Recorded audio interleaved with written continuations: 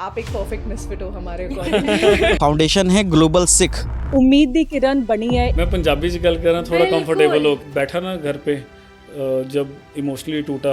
गुरदासपुर में फजिल्का में बहुत ज़्यादा डैमेज हुआ है। Karan Aujla, Sunanda Sharma, Diljit Dosanjh, everybody was with you. मतलब वो गावां मੱਝਾਂ ਨੂੰ ਗੱਲ ਲੱਗ ਕੇ ਰੋਈਆਂ। दिमाग में सबसे पहले यूनिसेफ या रेड क्रॉस जैसे नाम आते हैं। ਪੰਜਾਬ ਦੇ ਵਿੱਚ ਯੂਥ ही नहीं ਰਿਹਾ। बुजुर्ग अपना घर नहीं छोड़ पा रहे। Drugs में डूबा हुआ है, नशेड़ी, उड़ता पंजाब। ਪੰਜਾਬ ਮਰ ਚੁੱਕਿਆ। जिनके पास जनरेशनल वेल्थ है वो तो कनाडा सेटल है, ਜਿਹੜੀ ਚੀਜ਼ਾਂ ਅਸੀਂ ਵੇਚ ਕੇ ਆਏ ਸੀ ਉਹੀ ਸਾਡਾ ਇਨਕਮ ਸੋਰਸ ਸੀ। तो उनके लिए यहाँ पे क्या अपॉर्चुनिटीज़ हैं? डिज़ास्टर मैनेजमेंट की ट्रेनिंग, रेस्क्यू की ट्रेनिंग, फर्स्ट एड ट्रेनिंग बहुत सारी है। 2012-13 ਦੇ ਵਿੱਚ ਆਰਗੇਨਾਈਜੇਸ਼ਨ ਮੈਂ ਆਪ ਇੱਥੇ ਰਜਿਸਟਰਡ ਕੀਤਾ ਸੀ ਖਾਲਸੇ। आपने यूएई में अभी यूएई चैप्टर लॉन्च किया है। ਪੈਸਾ ਆਉਣ ਦੇ ਬਾਵਜੂਦ ਵੀ, ਚੰਗੀਆਂ ਗੱਡੀਆਂ ਰੱਖਣ ਦੇ ਬਾਵਜੂਦ ਵੀ ਕਿਉਂ ਵਾਪਸ ਆਉਣ ਦਾ ਮਨ ਕਰ ਰਿਹਾ। How we gonna rebuild our Punjab? ਜਿੰਨਾ ਸਾਡੇ ਕੋਲੇ ਹੈ ਰੱਬ ਉਨੀ ਹੀ ਸੇਵਾ ਸਾਡੇ ਤੋਂ ਲੈ ਲਵੇ। आई थिंक ਇਹ ਬਹੁਤ ਵੱਡੀ ਐਗਜ਼ਾਮਪਲ ਸੈੱਟ ਹੋਈ ਹੈ। हम हैं बहुत प्राउड है। औरतों को बहुत ऊपर का दर्जा दिया गया है सिखिज्म में। ਵਧੀਆ ਜਿਹਾ ਮੂਡ ਹੋਵੇ ਤਾਂ ਲਾਊਡ ਜਿਹਾ 뮤직 ਜਿਵੇਂ ਕਰਨ ਔਜਲਾ ਗਾਉਂਦਾ ਨਾ, ਤਾਂ ਉਦਾਂ ਦਾ ਸੁਣਨ ਦਾ ਮਨ ਕਰਦਾ। ਤੁਸੀਂ ਮੇਰੇ ਤੋਂ ਸਾਰੀ ਗੱਲਾਂ ਨਹੀਂ ਕਰਾਉਣੀਆਂ। Hey misfits, जानकी सेवम उत्तम कामा, serving others is the ultimate good deed. चढ़ती कला, सेवा, सेल्फलेस सर्विस। आज का हमारा पॉडकास्ट थोड़ा डिफरेंट है, English, Hindi, Punjabi, so please manage with us. और अगर आपको कोई भी वर्ड का मतलब नहीं समझ में आता है तो आप हमें कमेंट्स में पूछ सकते हो। We'll answer you for that. So today we have Amarpreet Singh ji from global Sikh foundation. Welcome sir. Welcome, we are very excited. Yes. Thanks for coming. It means a lot to us. Welcome Amarpreet ji. मैं आपको एक बात बताना चाहती हूँ कि हमने आपको 5 महीने पहले अप्रोच किया था, पर उस टाइम पे आप पंजाब फ्लड्स में बिजी थे, ग्राउंड लेवल पे वर्क कर रहे थे। तो आपकी टीम ने हमें ये बोला था कि हम आपको रीच आउट करेंगे थोड़ा सा सिचुएशन बेटर होने पर, और उन्होंने हमें एक्चुअली रीच आउट किया and we are very excited for this opportunity. No thank you ji. आपको मालूम ही है कि पिछले 5 महीनों से अभी भी ग्राउंड पे काम चल रहा है, लेकिन 5 महीने पहले सिचुएशन बिल्कुल वर्स थी। अभी थोड़ी थोड़ी बेटर हो रही है। तो सभी अपॉइंटमेंट्स एंड बार की विजिट्स कैंसिल कर रखी थी क्योंकि फोकस ग्राउंड पे था, काम पे था। सो अभी टाइम मिला है और थैंक यू, आपने हमें यहाँ पे इनवाइट किया and I am very blessed.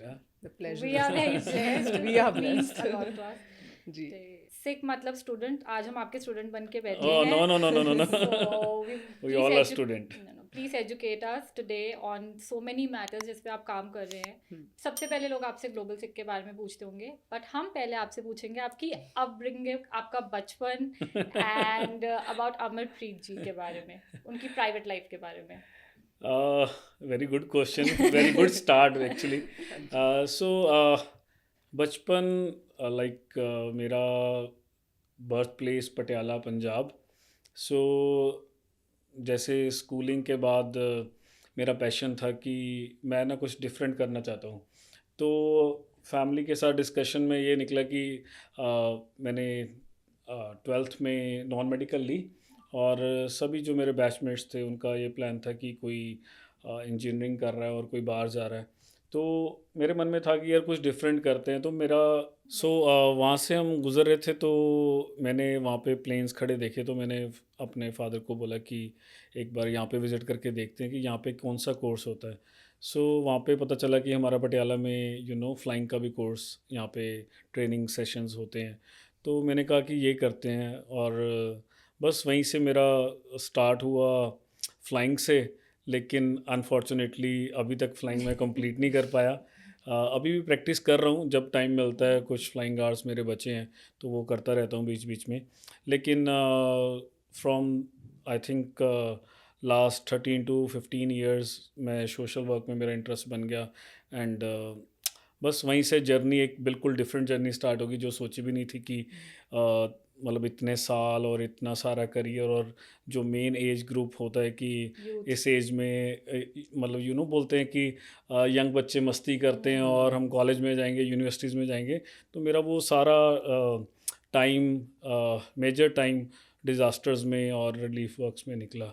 सो यही मेरा छोटा सा बचपन है। और correct me if I am wrong, ਤੁਹਾਡੇ ਫਾਦਰ ਸਾਹਿਬ ਦਰਸ਼ਨ ਸਿੰਘ ਜੀ, ਹਾਂਜੀ। ਉਹਨਾਂ ਦਾ ਕਲੋਥਿੰਗ ਬਿਜ਼ਨਸ ਹੈ। ਸੀ ਤੇ ਜਦ ਲਾਈਕ एक यंग सन आता है और बोलता है कि मेरे को तो इस लाइन में जाना है, like I will be a social worker, तो एक फैमिली को थोड़ा सा वो होता है कि ओके, वो एक्सपेक्ट कर रहे होते हैं, स्पेशली पंजाब में तो बाहर जाएंगे हाँ या कुछ जी। यहाँ पे बिजनेस में करेंगे, तो उनका क्या रिएक्शन था और फैमिली का क्या सपोर्ट था? नहीं, जैसे कहते हैं ना कि इंसान अपना कुछ ना कुछ डिसीजन तो बना लेता है, लेकिन होता वही है जो भगवान चाहता है। तो मेरे साथ भी कुछ ऐसा हुआ कि मैं जब 10th में था, 10th स्टैंडर्ड में, तो मैं अपना जब फ्री टाइम होता तो पापा के पास शॉप पे चला जाता कि उनकी हेल्प कर दूं, या हम बहुत मीडियम क्लास फैमिली से बिलोंग करते हैं, और फादर साहब आज भी काम करते हैं, हमारी आज भी शॉप है पटियाला में। तो उनको अच्छा लगता था कि चलो ये आ रहा है, थोड़ा बहुत काम कर रहा है, आगे भी संभालेगा।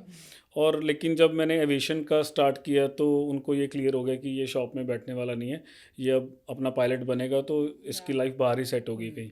तो लेकिन जब एविएशन स्टार्ट किया, जैसे आपने बोला कि बाहर जाने का, तब मेरे दिमाग में भी आ गया। और मैं आज आई थिंक फर्स्ट टाइम बता रहा हूँ कि मैंने कनाडा का वीज़ा अप्लाई किया और मेरा 4 बार रिजेक्ट हुआ। तो फिर 5वीं बार मेरी हिम्मत नहीं पड़ी कि मैं तब, लेकिन ये नहीं था कि मैं कुछ ऐसे ही जा रहा हूँ बाहर। मैं फ़्लाइंग के लिए बाहर जा रहा था कनाडा में, क्योंकि कनाडा में थोड़ी चीप फ़्लाइंग थी, यहाँ पे उसकी फ़ीस ज़्यादा थी इंडिया में। तो हमने डिसाइड किया अपने फ्रेंड्स के साथ कि हम कनाडा जाके फ़्लाइंग करते हैं और वापस आके यहाँ पे जॉब ज्वाइन कर लेंगे। तो लेकिन वहाँ पे चांस नहीं बना। लेकिन चांस क्या था, आज करते करते आज भी हम पायलट वाली ज़िंदगी तो लटक रही है, लेकिन सोशल वर्क में जो करते जा रहे हैं वो आगे बढ़ते जा रहे हैं। आपने ग्लोबली वैसे ही चले जाना था। हाँ। हाँ, उसके बाद दुनिया घूम रही है, मतलब काफ़ी जगह, काफ़ी कंट्रीज़ जाने का मौका मिला है। लेकिन मैं आपको बता रहा हूँ कि प्लान हम क्या करते हैं और होता क्या है, ये आपको मालूम ही नहीं होता। आपको भगवान ने किस चीज़ के लिए चुना है, और आपकी मुझे कई बार कुछ कहते हैं कि आपने सोच के शुरू किया, आपका विज़न क्या था? मैं कहता हूँ विज़न तो जब मैं कूद गया ना इस फील्ड में, तब विज़न बनाना शुरू हुआ। तब सोचना शुरू हुआ कि आगे क्या कर सकते हैं और क्या कर सकते हैं, इससे आगे और क्या बेटर हो सकता है। लेकिन डे फर्स्ट में कुछ विज़न नहीं था। फैमिली सपोर्टिव सी ਤੁਹਾਡੀ? ਹਾਂ, ਫੈਮਿਲੀ ਨੇ ਤਾਂ ਬਹੁਤ ਆਈ ਥਿੰਕ ਉਹਨਾਂ ਦੀ ਸਪੋਰਟ ਤੋਂ ਬਿਨਾਂ ਤਾਂ ਕੁਝ ਵੀ ਨਹੀਂ ਤੁਸੀਂ ਕਰ ਸਕਦੇ। ਪਹਿਲਾਂ ਮਦਰ ਫਾਦਰ ਨੇ ਇੰਨਾ ਸਪੋਰਟ ਕੀਤਾ, ਹੁਣ ਬੱਚੇ ਸਪੋਰਟ ਕਰ ਰਹੇ ਆ, ਵਾਈਫ ਸਪੋਰਟ ਕਰ ਰਹੀ ਹੈ। ਸੋ ਉਹਨਾਂ ਦੀ ਸਪੋਰਟ ਤੋਂ ਬਿਨਾਂ ਆਈ ਥਿੰਕ ਮੈਂ ਇੱਥੇ ਪੋਡਕਾਸਟ ਕਰਨ ਵੀ ਨਹੀਂ ਸੀ ਆ ਸਕਦਾ। ਸੋ ਉਹ ਸਪੋर्ट ਕਰਦੇ ਆ ਤੇ ਅਸੀਂ ਫੀਲਡ 'ਚ ਫ੍ਰੀਲੀ ਕੰਮ ਕਰ ਸਕਦੇ ਹਾਂ। एंड आई थिंक आपकी वाइफ का इसमें बहुत बड़ा हाथ है, वो आपको इतना जी, सपोर्ट कर जी। रही है, और आई डोंट थिंक कि आप हम लोगों की सेवा से ही नहीं फ्री होते होगे, तो आप उनको टाइम देते होगे। So how do you manage with her? देखो, जितना टाइम मुझे लगता है कि मैं अभी निकल सकता हूँ फील्ड से, टाइम निकाल सकता हूँ बच्चों के लिए, वाइफ के लिए, फैमिली के लिए, तो उतना टाइम मैं फिर बिल्कुल ही घर पे हूँ। अगर मैं 2 दिन के लिए घर आया हूँ तो 2 दिन घर पे देने ही देने हैं। सो कोशिश यही रहती है। लेकिन अगर आप ये सवाल मेरे घर वालों से पूछो, वो कहोगे, मतलब वो कहणगे कि एक घर भी है तो तां भी घर नहीं रहिंदा, क्योंकि ਇਹਦੇ फ़ोन ही इन्ने बजदे हैं, गल नहीं सुनता, बैठदा नहीं। सो ठीक है, बट रब दा शुक्र है, जो एक ड्यूटी लगी है वो निभा पा रहे हैं। और जदों फैमिली, वाइफ, बच्चे ਜਦੋਂ ਕਿਤੇ ਮੇਰੀ ਕੋਈ ਵੀਡੀਓਜ਼ ਜਾਂ ਕੰਮ ਕਰਦੇ ਦੀ ਕੋਈ ਇੰਟਰਵਿਊਜ਼ ਦੇਖਦੇ ਨੇ, ਤੇ ਉਹ ਇਹ ਕਹਿੰਦੇ ਆ ਕਿ ਹਾਂ ਜੋ ਤੂੰ ਕਰ ਰਿਹਾ ਚੰਗਾ है, ਸਾਨੂੰ कोई सकून गिला मिल शिकवा रहा नहीं। है। हाँ जी, इतनी आप ब्लेसिंग्स लेके आ रहे हो सबके लिए, अपने परिवार के लिए, अपने लिए, तो ये बहुत बड़ी बात है। नहीं बिल्कुल जी, घर वाले भी इसीलिए सपोर्ट करते हैं कि अच्छा काम कर रहे हो। तो आप अपने बच्चों में कैसे, लाइक क्या उनकी ब्रिंगिंग अप कैसे जारी है? मतलब क्योंकि सेवा का भाव कैसे इनकलकेट करते हो क्योंकि आप? उनके फादर साहब तो नेक्स्ट हाँ। लेवल है, तो नहीं, कोशिश होती है, जैसे अभी मैं जब घर जाने का टाइम मिलता है, तो जब बच्चों के साथ टाइम स्पेंड करता हूँ, तो मेरी कोशिश यही होती है कि उनको अपनी जो लाइफ एक्सपीरियंसेस हैं, जो ग्राउंड पे मैं देख रहा हूँ, देख पा रहा हूँ, फील कर पा रहा हूँ कि कैसे इंसानियत मरती जा रही है। एक लोग दूसरे लोगों के साथ क्यों नहीं खड़ पा रहे, नैरेटिव क्यों जब हम सोशल मीडिया खोलते हैं, अपना फेसबुक अकाउंट खोलते हैं, इंस्टाग्राम खोलते हैं, तो क्यों हमारे पास नेगेटिव फीड क्यों ज़्यादा आती है। तो मतलब उनको यही सिखाने की कोशिश करता हूँ। खैर अभी बहुत छोटे हैं, लेकिन बातचीत करता हूँ कि मैं क्या कर रहा हूँ। और अगर जैसे अभी फ्लड्स आए रिसेंटली, तो मैंने एक दिन के लिए उनको स्पेशल बुलाया वहाँ पे अपने बच्चों को कि आप वहाँ पे आओ और देखो। तू देख के जा क्या हो रहा है वहाँ पे, कैसे हम काम कर रहे हैं। जस्ट जब आँखों से हम ग्राउंड ज़ीरो पे वो देखते हैं, वो बुज़ुर्गों से मिलते हैं, बच्चों को देखते हैं कि कैसे कुछ बच्चे ऐसे हैं कि जिनके माँ बाप ही नहीं रहे, मतलब जिनके मदर फादर नहीं रहे, वो कैसे रह रहे हैं। सो लाइक वो जब फील होता है या बच्चे देखते हैं, और आई थिंक वो लाइफ टाइम मेमोरी है उनके पास। और जब भी वो बड़े होंगे उनको पता होगा कि मैं उस जगह पे गया था, वहाँ पे मैंने क्या देखा, क्या एज्यूम किया, क्या फ़ील किया। सो मतलब मेरी कोशिश होती है कि प्रैक्टिकल जब तक नहीं होगा ना, तब तक हम चाहे जितने मर्जी इंटरव्यूज़ कर लें, जितना मर्जी ज्ञान बांट लें, किसी को कोई फ़र्क नहीं पड़ता। ग्राउंड रियल एक सीन है, जब तक कोई उसको विज़िट नहीं करेगा, कोई फ़ील नहीं करेगा, कोई काम नहीं करेगा, वहाँ पे जाके लोगों से बात नहीं करेगा, I think no one can imagine कि ये नुकसान और ये डिज़ास्टर होता क्या है। तो सर हमने वीडियोस में देखा कि गुरदासपुर में, फाजिल्का में बहुत ज़्यादा डैमेज हुआ है फ्लड्स की वजह से।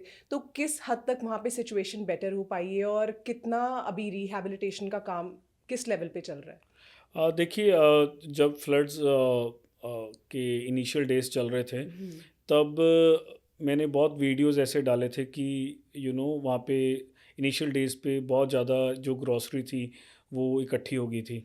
तो वहाँ पे एक टाइम पे ऐसा था कि वेस्टेज स्टार्ट होने लगी थी। तो मैंने यही बार बार अपील किया सोशल प्लेटफॉर्म्स पे कि अ, जब ज़रूरत पड़ेगी तब हम कॉल आउट करेंगे आपको, तब आप सामान लेके आना। ऐसे अननेसेसरी कोई लेके ना आओ सामान, यहाँ पे वेस्टेज हो रही है, लोग इकट्ठा कर रहे हैं।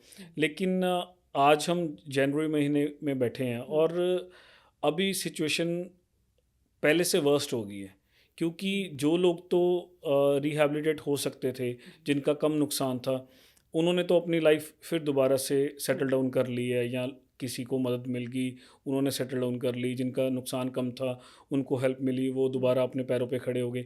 लेकिन जिनका मेजर लेवल पे नुकसान था, वो अभी भी स्ट्रगल कर रहे हैं, क्योंकि अभी भी किसानों की ज़मीन ख़राब हुई पड़ी है, अभी भी वो खेती बाड़ी नहीं कर पा रहे हैं।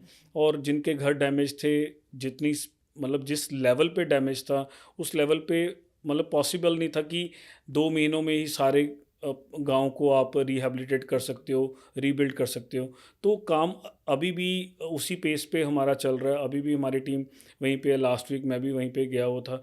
तो जो डिज़ास्टर होता है ना, ये समझने की ज़रूरत है सभी को कि जब न्यूज़ आती है, तब सभी को पता चल जाता है यहाँ पे ये प्रॉब्लम आई है। लेकिन हमारी इतनी शॉर्ट मेमोरी है कि विद इन फ्यू वीक्स हम अपनी मेमोरी में से उसको निकाल देते हैं, या वो निकल जाती है, बिकॉज़ हमारे आसपास इतना कुछ हो रहा है कि कई कोई और नई चीज़ आ गई, तो सारा माइंड उसमें डाइवर्ट हो जाता है। सो ये मतलब एक कहते हैं ना कि प्लेज करना अपने आप के साथ ज़रूरी है कि जब तक सिचुएशन ठीक नहीं होगी तब तक हम वहाँ पे खड़े हैं।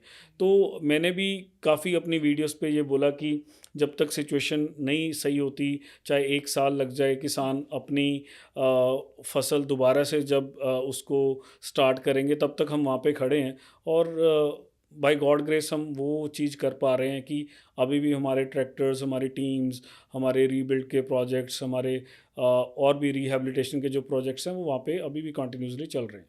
ठीक है। तो सर एक इमोशनल एस्पेक्ट भी होता है इस सारे डैमेज का, जब इतना सब नुकसान होता है लोगों की लाइफ में, उनके घर डूब जाते हैं या उनकी जो जानवर हैं वो भी चले गए, लाइफ का भी नुकसान हुआ।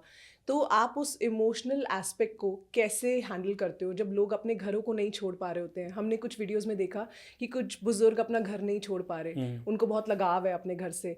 तो आप इस चीज़ को कैसे हैंडल करते हो, ऐसी सिचुएशंस को? देखिए, कोई भी चाहे किसी का कितना भी नुकसान है ना, वो जहाँ पे मतलब उसका जन्म हुआ है, जो उसने अपनी मेहनत से अपना घर बनाया, तो वो छोड़ के जाने के लिए एग्री कभी भी नहीं करता। वो ये सोचता है कि मैं अपने बच्चों को बाहर निकाल दूँ, मैं अपनी वाइफ़ को बाहर निकाल दूँ, अपने पेरेंट्स को बाहर निकाल दूँ। जो मतलब एक बैकबोन होता है फैमिली की, वो कहता है कि मैं तो यहीं पे रहूँगा, यहीं पे मरूँगा, चाहे जो मर्ज़ी हो जाए, चाहे मेरी मतलब सब कुछ चला जाए, लेकिन मैं नहीं जाऊँगा। सो वो सिचुएशन हमने बहुत जगह पे फेस की, स्पेशली रिसेंटली जो फ्लड्स में।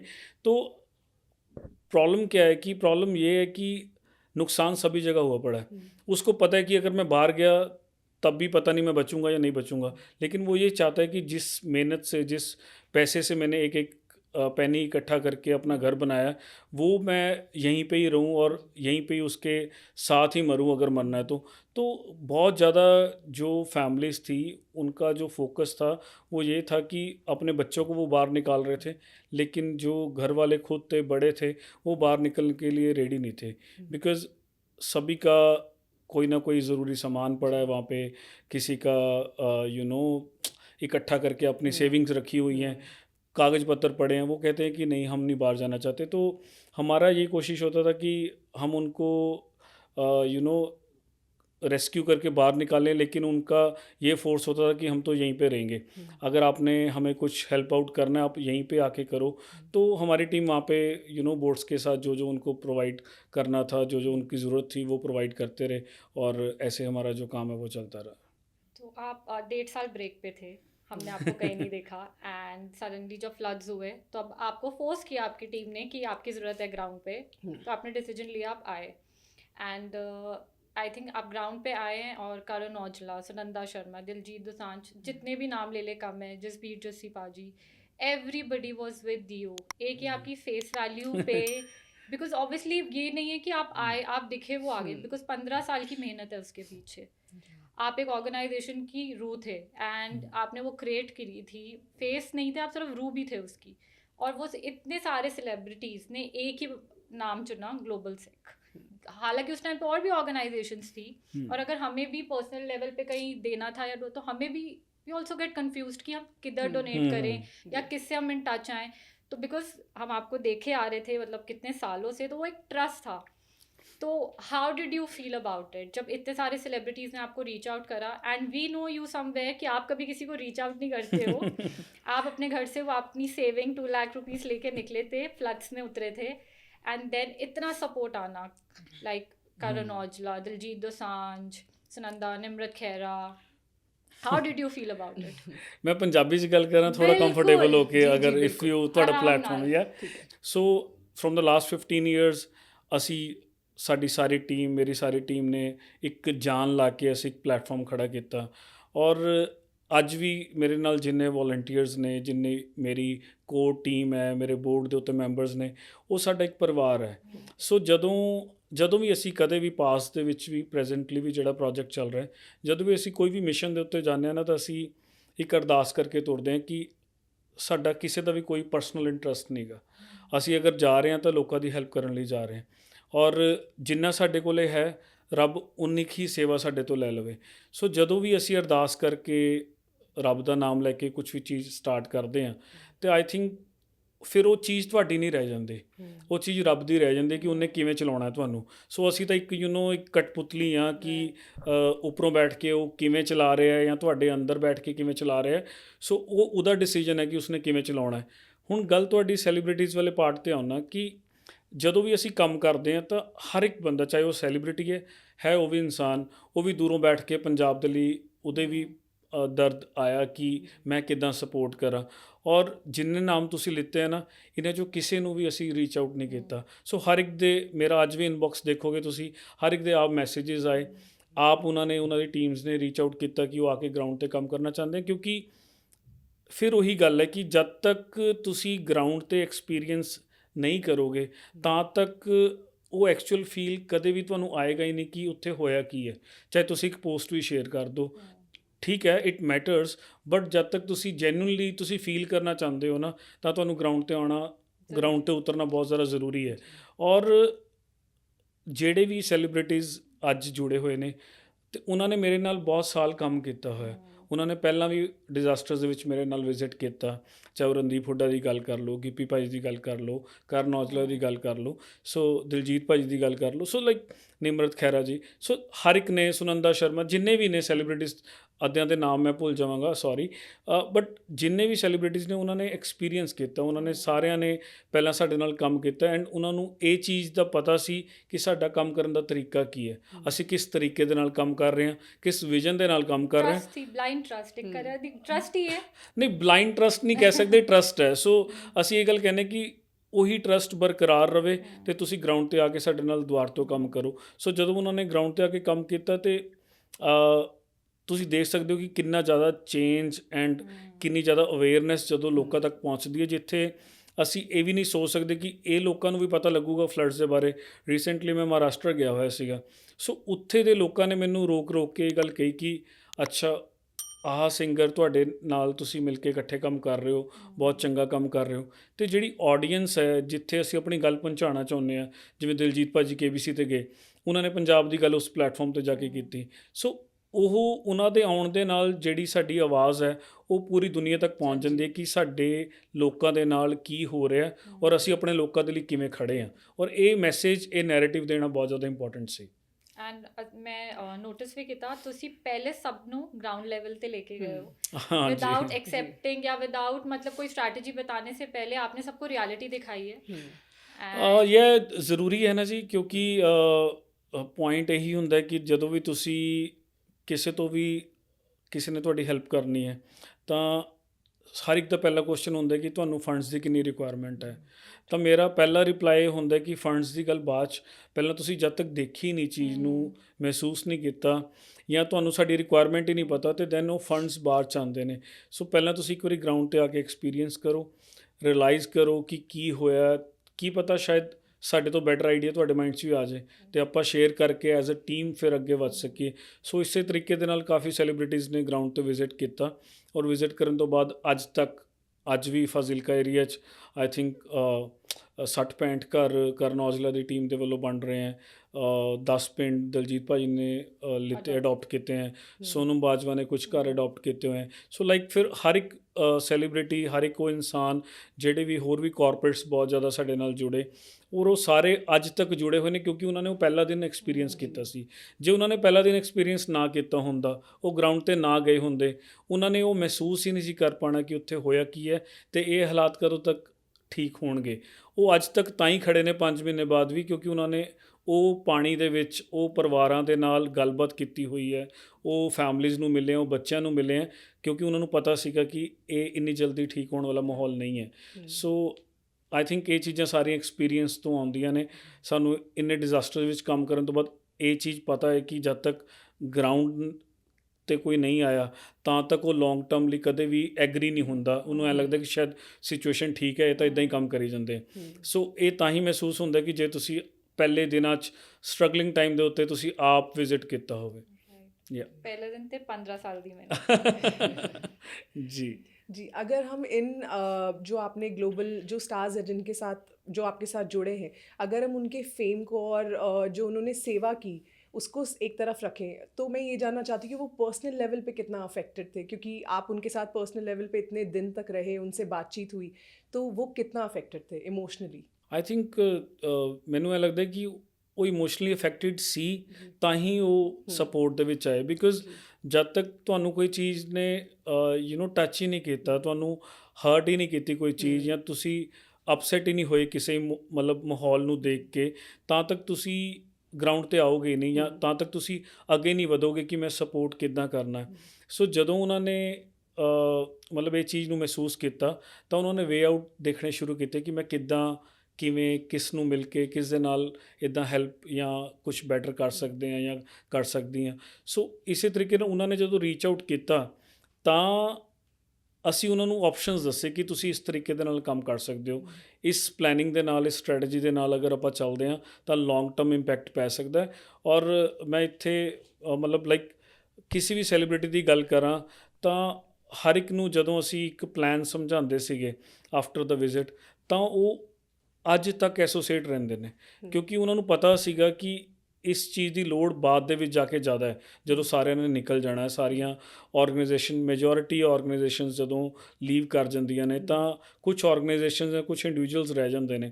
ਸੋ ਲਾਈਕ ਮੈਂ ਹੁਣ ਇੱਕ ਫੋਰ ਐਗਜ਼ਾਮਪਲ ਮੈਂ ਕਰਨ ਔਜਲਾ ਦੀ ਗੱਲ ਕਰਦਾ। ਸੋ ਮੈਂ ਕਰਨ ਔਜਲਾ ਨੂੰ ਮਿਲਿਆ, ਉਸਨੇ ਮੈਨੂੰ ਸਿੱਧਾ ਲਾਈਕ ਇਹੀ ਕਿਹਾ ਕਿ ਬਾਈ ਤੁਸੀਂ ਕੰਮ ਖਿੱਚੀ ਰੱਖੋ, ਅਸੀਂ ਤੁਹਾਡੇ ਨਾਲ ਖੜ੍ਹੇ ਹਾਂ। ਸੋ ਜਦ ਤੱਕ ਇਹ ਇਮੋਸ਼ਨਸ ਉਹਨਾਂ ਦੇ ਅੰਦਰ ਨਹੀਂ ਹੋਊਗਾ ਤਾਂ ਉਹ ਕਦੇ ਵੀ ਸਪੋਰਟ ਵੀ ਨਹੀਂ ਕਰਨਗੇ। ਆਈ ਥਿੰਕ ਉਹ ਹਰ ਇੱਕ ਸੈਲੀਬ੍ਰਿਟੀ ਦੇ ਅੰਦਰ, ਦਿਲਜੀਤ ਭਾਜੀ ਮਿਲੇ, ਉਹਨਾਂ ਦਾ ਵੀ ਇਹੀ ਕਹਿਣਾ ਸੀ, ਲਾਈਕ ਹਰ ਇੱਕ ਦਾ ਇੰਡੀਵਿਜੂਅਲ ਦਾ ਇਹੀ ਕਹਿਣਾ ਸੀ। ਔਰ ਅੱਜ ਤੱਕ ਉਹ ਮੈਨੂੰ ਆਪ ਪੁੱਛਦੇ ਨੇ ਕਿ ਕੰਮ ਕਿੱਦਾਂ ਚੱਲ ਰਿਹਾ, ਕੋਈ ਹੋਰ ਲੋੜ ਤਾਂ ਨਹੀਂ ਗੀ। ਸੋ ਇਹ ਦਰਦ, ਇਹ ਪੇਨ ਉਹਨਾਂ ਦੇ ਅੰਦਰ ਉਸੇ ਟਾਈਮ ਦਾ ਵਸਿਆ ਹੋਇਆ, ਤਾਂ ਜੋ ਅੱਜ ਤੱਕ ਉਹ ਇੰਨੇ ਮਹੀਨੇ ਗੁਜ਼ਰਨ ਤੋਂ ਬਾਅਦ ਵੀ ਉਹ ਅੱਜ ਤੱਕ ਉਹ ਯਾਦ ਕਰੀ ਬੈਠੇ ਨੇ। ਅੱਜ ਤੱਕ ਉਹਨਾਂ ਨੂੰ ਆਪਣੇ ਪੰਜਾਬ ਦੀ ਫਿਕਰ ਹੈ। ਆਈ ਥਿੰਕ ਇਸ ਤੋਂ ਵੱਡਾ ਐਗਜ਼ਾਮਪਲ ਸਾਡੇ ਪੰਜਾਬੀਆਂ ਦੇ ਲਈ ਜਾਂ ਮਾਣ ਵਾਲੀ ਗੱਲ ਨਹੀਂ ਹੋ ਸਕਦੀ ਕਿ ਜਿਨ੍ਹਾਂ ਸੈਲੀਬ੍ਰਿਟੀਜ਼ ਨੂੰ ਸਾਡੇ ਲੋਕਾਂ ਨੇ ਬਣਾਇਆ, ਇਸ ਲੈਵਲ ਤੱਕ ਪਹੁੰਚਾਇਆ, ਔਰ ਅੱਜ ਉਹੀ ਸਾਡੇ ਪੰਜਾਬ ਦੇ ਲਈ ਖੜੇ ਨੇ। ਆਈ ਥਿੰਕ ਸਾਨੂੰ ਸਾਰਿਆਂ ਨੂੰ ਉਹਨਾਂ ਦੇ ਉੱਤੇ प्राउड फील होना चाहिए। हम हैं बहुत प्राउड हैं क्योंकि लोग भूल जाते हैं एक जी। लेवल पे आके, एक ग्लोबल लेवल पे जाके, और कहीं भी पहुंचते हैं जब वो बहुत सक्सेसफुल हो जाते हैं, कई बार वो अपनी रूट्स को भूल जाते हैं। जी, तो ये बहुत बड़ी बात है कि उन्हें अभी भी याद है और वो इतना साथ दे रहे हैं। नहीं नहीं, बिल्कुल जी, बिल्कुल, डेफिनेटली। तो पंजाब फ्लड में ऐसा कोई इंसिडेंट जो आपको याद रह गया हो, लाइक जो कुछ ऐसा हुआ हो, और मतलब we really want to know कि जिसने आपको मूव कर दिया हो। कभी कभी कोई चीज़ें टच कर जाती हैं कि ਇੱਕ ਇਨਸੀਡੈਂਟ ਇੱਦਾਂ ਦਾ ਸੀ, ਅਸੀਂ ਡੇਰਾ ਬਾਬਾ ਨਾਨਕ ਗੁਰਦਾਸਪੁਰ ਦੇ ਵਿੱਚ ਕੰਮ ਕਰ ਰਹੇ ਸੀ, ਐਂਡ ਉੱਥੇ ਇੱਕ ਫੈਮਿਲੀ ਦੇ ਲਈ ਜਦੋਂ ਅਸੀਂ ਉਹਨਾਂ ਕੋਲੇ ਪਹੁੰਚੇ ਤਾਂ ਉਹਨਾਂ ਦੇ ਛੱਤ ਦੇ ਉੱਤੋਂ ਨਾ ਕਾਫੀ ਲੋਕਲ ਲੈਵਲ 'ਤੇ ਉਹਨਾਂ ਦੇ ਛੋਟੇ ਛੋਟੇ ਘਰਾਂ ਵਾਲੇ ਸਾਰੇ ਇੱਕ ਕੋਠੀ 'ਚ ਇਕੱਠੇ ਹੋ ਕੇ ਉੱਪਰ ਖੜ੍ਹੇ ਸੀ। ਤਾਂ ਉਹਨਾਂ ਨੇ ਆਵਾਜ਼ ਲਗਾਈ ਕਿ ਸਿੰਘੋ ਇੱਥੇ ਆ ਜਾਓ। ਤਾਂ ਜਦੋਂ ਉਹਨਾਂ ਨੇ ਆਵਾਜ਼ ਲਗਾਈ ਤਾਂ ਅਸੀਂ ਆਪਣੀ ਬੋਟ ਨੂੰ ਉੱਥੇ ਡਾਇਰੈਕਸ਼ਨ ਦਿੱਤੀ, ਅਤੇ ਮੈਂ ਵੀ ਉਸ ਟਾਈਮ ਉਹ ਰੈਸਕਿਊ ਟੀਮ ਦੇ ਵਿੱਚ ਹੀ ਸੀਗਾ। ਸੋ ਜਦੋਂ ਅਸੀਂ ਉਹਨਾਂ ਕੋਲ ਪਹੁੰਚੇ ਤਾਂ ਉਹ ਕਹਿੰਦੇ ਕਿ ਅਗਰ ਤੁਹਾਡੇ ਕੋਲ ਲੰਗਰ ਹੈਗਾ ਤਾਂ ਸਾਨੂੰ ਦੇ ਜਾਓ। ਤਾਂ ਅਸੀਂ ਉਹਨਾਂ ਨੂੰ ਲੰਗਰ ਦਿੱਤਾ। ਅਸੀਂ ਕਿਹਾ ਵੀ ਅਸੀਂ ਤੁਹਾਡੇ ਘਰ ਦੇ ਅੰਦਰ ਆ ਸਕਦੇ ਹਾਂ, ਅਤੇ ਉਹ ਕਹਿੰਦੇ ਆਓ ਅਸੀਂ ਚਾਹ ਬਣਾਉਂਦੇ ਹਾਂ। ਬਟ ਅਸੀਂ ਚਾਹ ਪੀਣੀ ਨਹੀਂ, ਅਸੀਂ ਘਰ ਦੇ ਹਾਲਾਤ ਦੇਖਣਾ ਚਾਹੁੰਦੇ ਹਾਂ ਕਿ ਜਦੋਂ ਅਸੀਂ ਗਏ ਤਾਂ ਆਈ ਥਿੰਕ ਉੱਥੇ 4-4 5-5 ਫੁੱਟ ਪਾਣੀ ਸੀਗਾ। ਸੋ ਜਦੋਂ ਉਹਨਾਂ ਦੇ ਘਰ ਦੇ ਅੰਦਰ ਐਂਟਰ ਹੋਏ ਤਾਂ 4-5 ਫੁੱਟ ਪਾਣੀ ਦੇ ਅੰਦਰ ਲੰਘ ਰਹੇ ਸੀ, ਤਾਂ ਦੇਖਿਆ ਕਿ ਘਰ ਦੇ 2 ਬੈੱਡ ਉੱਪਰ ਰੱਖ ਕੇ ਜਿਹੜਾ ਡਬਲ ਬੈੱਡ ਸੀਗਾ ਉਹਦੇ ਬੈੱਡ ਦੇ ਉੱਤੇ ਉਹਨਾਂ ਦੇ ਮਾਤਾ ਜੀ ਲੇਟੇ ਹੋਏ ਸੀ। ਤਾਂ ਮੈਂ ਕਿਹਾ ਵੀ ਉਹਨਾਂ ਦੇ ਬਜ਼ੁਰਗ ਜਿਹੜੇ ਮਦਰ ਸੀਗੇ, ਮੈਂ ਕਿਹਾ ਉਹ ਇੱਥੇ ਕਿਉਂ ਲੇਟੇ ਹੋ, ਉਹਨਾਂ ਨੂੰ ਵੀ ਉੱਪਰ ਲੈ ਜਾਓ। ਕਹਿੰਦੇ ਵੀ ਜਦੋਂ ਅਸੀਂ ਇਹਨਾਂ ਨੂੰ ਲੈ ਕੇ ਜਾ ਰਹੇ ਸੀਗੇ ਉੱਪਰ ਤਾਂ ਇਹਨਾਂ ਦਾ ਪੈਰ ਸਲਿੱਪ ਹੋ ਗਿਆ, ਹੁਣ ਇਹ ਉੱਪਰ ਚੜ੍ਹ ਨਹੀਂ ਪਾ ਰਹੇ ਅਤੇ ਸਾਡੇ ਕੋਲ ਚੱਕ ਕੇ ਲੈ ਕੇ ਜਾਣਾ ਮੁਸ਼ਕਿਲ ਹੈ। ਤਾਂ ਅਸੀਂ ਬੈੱਡ ਦੇ ਉੱਤੇ ਬੈੱਡ ਰੱਖ ਕੇ ਇਹਨਾਂ ਨੂੰ ਸੇਫ ਜ਼ੋਨ 'ਚ ਰੱਖਿਆ ਹੋਇਆ। ਅਤੇ ਮੈਂ ਕਿਹਾ ਇਹਨਾਂ ਨੂੰ ਕਹਿੰਦੇ ਲੱਗੀ, ਅਤੇ ਇਹਨਾਂ ਦੇ ਨਾ ਗੋਡੇ ਦੇ ਇੱਥੇ ਪੈਰ ਦੇ ਉੱਤੇ ਇਹਨਾਂ ਦੇ ਖੂਨ ਨਿਕਲਿਆ, ਔਰ ਡਰੈਸਿੰਗ ਲਈ ਸਾਡੇ ਕੋਲੇ ਬਾਹਰ ਜਾਣ ਦੇ ਲਈ ਰਸਤਾ ਨਹੀਂ ਸੀ, ਕੋਈ ਬੋਟ ਨਹੀਂ ਆਈ, ਅਤੇ ਅਸੀਂ ਇਹਨਾਂ ਦੀ ਡਰੈਸਿੰਗ ਵੀ ਨਹੀਂ ਕਰ ਪਾਏ, ਅਤੇ ਕੱਪੜਾ ਬੰਨਿਆ ਹੋਇਆ ਸੀ ਉਹਨਾਂ ਨੇ ਖੂਨ ਦੇ ਉੱਤੇ। ਅਤੇ ਮੇਰੇ ਮਨ 'ਚ ਆਇਆ ਕਿ ਸਾਡੇ ਕੋਲੇ ਉਸ ਟਾਈਮ ਫਸਟ ਏਡ ਕਿੱਟ ਸਾਡੀ ਬੋਟ 'ਚ ਸੀਗੀ ਨਹੀਂ, ਕਿਉਂਕਿ ਅਸੀਂ ਉਸ ਟਾਈਮ ਸਿਰਫ ਫੂਡ ਡਿਸਟਰੀਬਿਊਟ ਕਰ ਰਹੇ ਸੀਗੇ, ਐਮਰਜੈਂਸੀ ਫੂਡ। ਅਤੇ ਮੇਰੇ ਮਨ 'ਚ ਨਿਕਲਿਆ ਕਿ ਮੈਂ ਕਿਹਾ ਅੰਕਲ ਜੀ ਅਸੀਂ ਕੋਸ਼ਿਸ਼ ਕਰਦੇ ਹਾਂ ਕਿ ਅਸੀਂ ਨਾ ਤੁਹਾਡੇ ਕੋਲੇ ਦੁਬਾਰਾ ਆਵਾਂਗੇ। ਕਹਿੰਦੇ ਪੁੱਤਰ ਤੁਹਾਨੂੰ 2 ਘੰਟੇ ਲੱਗ ਜਾਣਗੇ, ਜੇ ਬੋਟ ਨੂੰ ਤੁਸੀਂ ਦੂਜੇ ਕਾਰਨਰ 'ਤੇ ਪਹਿਲਾਂ ਉੱਥੇ ਲੈ ਕੇ ਜਾਓਗੇ ਫਿਰ ਆਓਗੇ, ਤੁਹਾਡੇ 4 ਘੰਟੇ ਵੇਸਟ ਹੋ ਜਾਣੇ ਆ। ਮੈਂ ਕਿਹਾ ਕੋਈ ਗੱਲ ਨਹੀਂ, ਅਸੀਂ ਮਾਤਾ ਜੀ ਦੀ ਨਾ ਡਰੈਸਿੰਗ ਕਰਕੇ ਜਾਵਾਂਗੇ। ਅਸੀਂ ਬਾਹਰ ਆਏ, ਅਸੀਂ ਉਸ ਤੋਂ ਬਾਅਦ ਮੈਡੀਕਲ ਕਿਟਸ ਆਪਣੀ ਗੱਡੀਆਂ 'ਚੋਂ ਚੱਕੀਆਂ, ਔਰ ਦੁਬਾਰਾ ਉਹਨਾਂ ਕੋਲੇ ਮਾਤਾ ਜੀ ਕੋਲੇ ਗਏ, ਔਰ ਉਹਨਾਂ ਦੀ ਡਰੈਸਿੰਗਸ ਕੀਤੀ।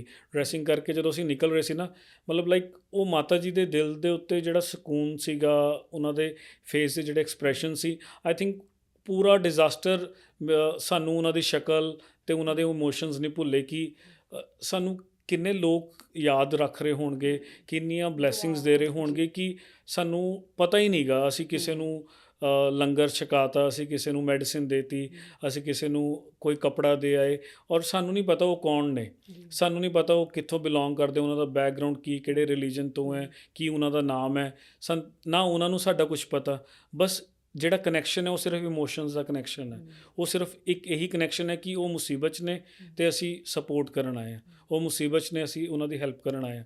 ਸੋ ਉਹ ਕਨੈਕਸ਼ਨ ਇੰਨਾ ਸਟਰੋਂਗ, ਕਈ ਵਾਰ ਬਿਨਾਂ ਗੱਲ ਕੀਤੇ, ਬਿਨਾਂ ਕੋਈ ਵਰਡ ਕੱਢੇ ਮੂੰਹ 'ਚੋਂ ਇੰਨਾ ਸਟਰੋਂਗ ਬਣ ਜਾਂਦਾ ਹੈ ਕਿ ਤੁਸੀਂ ਉਸ ਨੂੰ ਫੀਲ ਹੀ ਕਰਦੇ ਰਹਿੰਦੇ ਹੋ ਆਲਵੇਜ਼, ਉਸਦਾ ਨਿੱਘ ਹੀ ਮਾਣਦੇ ਰਹਿੰਦੇ ਹੋ ਕਿ ਹਾਂ ਉਹ ਮਾਤਾ ਜੀ ਨੇ ਸਾਡੇ ਵੱਲ ਇੱਦਾਂ ਸਾਨੂੰ ਪਿਆਰ ਕੀਤਾ ਸੀ, ਉਹ ਮਾਤਾ ਨੇ ਸਾਨੂੰ ਇੱਦਾਂ ਬਲੈਸਿੰਗਸ ਦਿੱਤੀ ਸੀ। ਸੋ ਇੱਦਾਂ ਦੇ ਇੰਸੀਡੈਂਟਸ ਮਤਲਬ ਲਾਈਕ ਬਹੁਤ ਹੋਏ। ਇੱਕ ਅਸੀਂ ਪਠਾਨਕੋਟ ਏਰੀਆ ਦੇ ਵਿੱਚ ਕੰਮ ਕਰ ਰਹੇ ਸੀ, ਉੱਥੇ ਇੱਕ ਤਾਸ਼ ਨਾਮ ਦਾ ਪਿੰਡ ਹੈ, ਉਸ ਪਿੰਡ ਦੇ ਵਿੱਚ ਤਕਰੀਬਨ 15 ਤੋਂ 20 ਜਿਹੜੇ ਲਾਈਵ ਸਟਾਕ ਸੀਗੇ ਉਹ ਪਾਣੀ ਦੇ ਵਿੱਚ ਰੁੜ ਗਏ ਸੀਗੇ। ਸੋ ਜਦੋਂ ਸਾਨੂੰ ਪਤਾ ਲੱਗਿਆ ਅਸੈਸਮੈਂਟ ਦੇ ਡਿਊਰਿੰਗ, ਤਾਂ ਅਸੀਂ ਕਿਹਾ ਕਿ ਅਸੀਂ ਇਹਨਾਂ ਨੂੰ ਨਾ ਬਜਾਏ ਕਿ ਕੋਈ ਹੋਰ ਸਪੋਰਟ ਦੇ, ਇਹਨਾਂ ਨੂੰ ਉਹੀ ਉਹਨਾਂ ਦਾ ਲਾਈਵ ਸਟਾਕ ਵਾਪਸ ਲੈ ਕੇ ਦਿੰਦੇ ਹਾਂ, ਉਹ ਪਰਚੇਜ਼ ਕਰਕੇ ਨਵਾਂ ਦਿੰਦੇ ਹਾਂ, ਤਾਂ ਜੋ ਜੋ ਉਹਨਾਂ ਦਾ ਇਨਕਮ ਸੋਰਸ ਦੁੱਧ ਵੇਚ ਕੇ ਹੁੰਦਾ ਸੀ, ਉਹੀ ਉਹਨਾਂ ਦਾ ਦੁਬਾਰਾ ਵਾਪਸ ਆ ਸਕੇ। ਸੋ ਜਦੋਂ ਅਸੀਂ ਉਹਨਾਂ ਨੂੰ ਲਾਈਵ ਸਟਾਕ ਦਿੱਤਾ ਤਾਂ ਉੱਥੇ ਦੇ ਜਿਹੜੇ ਸਪੈਸ਼ਲੀ ਜਿਹੜੀਆਂ ਲੇਡੀਜ਼ ਸੀਗੀਆਂ, ਕਿਉਂਕਿ ਉਹੀ ਜ਼ਿਆਦਾ ਦੁੱਧ ਦਾ ਕੰਮ ਕਰਦੀਆਂ ਸੀ। ਜਿਹੜੇ ਜੈਂਟਸ ਸੀਗੇ ਉਹ ਆਪਣਾ ਬਾਹਰ ਕੰਮ ਕਰਨ ਜਾਂਦੇ ਸੀ, ਜਿਹੜੀਆਂ ਲੇਡੀਜ਼ ਸੀ ਪਿੰਡਾਂ ਦੀਆਂ ਉਹ ਦੁੱਧ ਕੱਢ ਕੇ ਤੇ ਦੁੱਧ ਵੇਚਦੇ ਸੀਗੇ ਪਿੰਡਾਂ 'ਚ। ਸੋ ਜਦੋਂ ਅਸੀਂ ਉਹਨਾਂ ਨੂੰ ਦਿੱਤਾ ਤਾਂ ਲੇਡੀਜ਼ ਮਤਲਬ ਉਹ ਗਾਵਾਂ ਮੱਝਾਂ ਨੂੰ ਗੱਲ ਲੱਗ ਕੇ ਰੋਈਆਂ ਕਿ ਆ ਮੇਰਾ ਪੁੱਤਰ ਵਾਪਿਸ ਆ ਗਿਆ। ਕਿਉਂਕਿ ਪੰਜਾਬ ਦੇ ਵਿੱਚ ਮਾਹੌਲ ਕੀ ਹੈ ਕਿ ਪੰਜਾਬ ਦੇ ਵਿੱਚ ਪਸ਼ੂਆਂ ਦੇ ਨਾਮ ਰੱਖੇ ਹੁੰਦੇ, ਜਿਵੇਂ ਆਪਾਂ ਸ਼ਹਿਰੀ ਲੋਕ ਜਾਂ ਮੈਟਰੋ ਸਿਟੀਜ਼ ਦੇ ਵਿੱਚ ਆਪਣੇ ਡੌਗਸ ਦੇ ਪੈਟਸ ਦੇ ਨਾਮ ਰੱਖਦੇ ਆ, ਅਤੇ ਪੰਜਾਬ ਦੇ ਵਿੱਚ ਆਪਣੇ ਜਿਹੜੇ ਪਸ਼ੂ, ਜਿਹੜੇ ਦੁੱਧ ਵਾਲੇ ਪਸ਼ੂ ਨੇ, ਲਾਈਵ ਸਟੌਕਸ ਦੇ, ਉਹਨਾਂ ਦੇ ਵੀ ਉਹਨਾਂ ਨੇ ਨਾਮ ਰੱਖੇ ਹੁੰਦੇ ਆ। ਸੋ ਜਦੋਂ ਉਹਨਾਂ ਦੀ ਆਪਾਂ ਫੀਲ ਕਰ ਸਕਦੇ ਹਾਂ ਜਦੋਂ ਸਾਡੇ ਸ਼ਹਿਰੀ ਲੋਕਾਂ ਦਾ ਜਦੋਂ ਕੋਈ ਪੈਟ ਬਿਮਾਰ ਹੋ ਜੇ ਅਸੀਂ ਕਿੰਨਾ ਡਿਪਰੈਸ ਹੁੰਦੇ ਆ, ਔਰ ਜਦੋਂ ਉਹ ਪੂਰਾ ਹੋ ਜਾਂਦਾ ਹੈ ਜਾਂ ਉਸ ਤੋਂ ਕੋਈ ਮਿਸ ਹੈਪਨਿੰਗ ਹੋ ਜਾਂਦੀ ਹੈ ਤਾਂ ਅਸੀਂ ਕਿੰਨਾ ਮਤਲਬ ਫੀਲ ਕਰਦੇ ਹਾਂ, ਔਰ ਕਿੰਨੇ ਕਿੰਨੇ ਦਿਨ ਰੋਟੀ ਨਹੀਂ ਖਾਂਦੇ। ਔਰ ਇਹ ਤਾਂ ਪੰਜਾਬ ਦੇ ਵਿੱਚ ਤਾਂ ਇਹ ਮਾਹੌਲ ਹੈ ਕਿ ਉਹਨਾਂ ਨੇ ਤਾਂ ਦੁੱਧ ਵੀ ਵੇਚਣਾ, ਉਹਨਾਂ ਦਾ ਇਨਕਮ ਸੋਰਸ ਵੀ ਉਹੀ ਸੀਗਾ, ਪਿਆਰ ਵੀ ਹੈ ਔਰ ਇਨਕਮ ਸੋਰਸ ਵੀ ਹੈ, ਉਹਨਾਂ ਨੂੰ ਡਬਲ ਉਹਨਾਂ ਦੇ ਨਾਲ ਅਟੈਚਮੈਂਟ ਸੀਗੀ।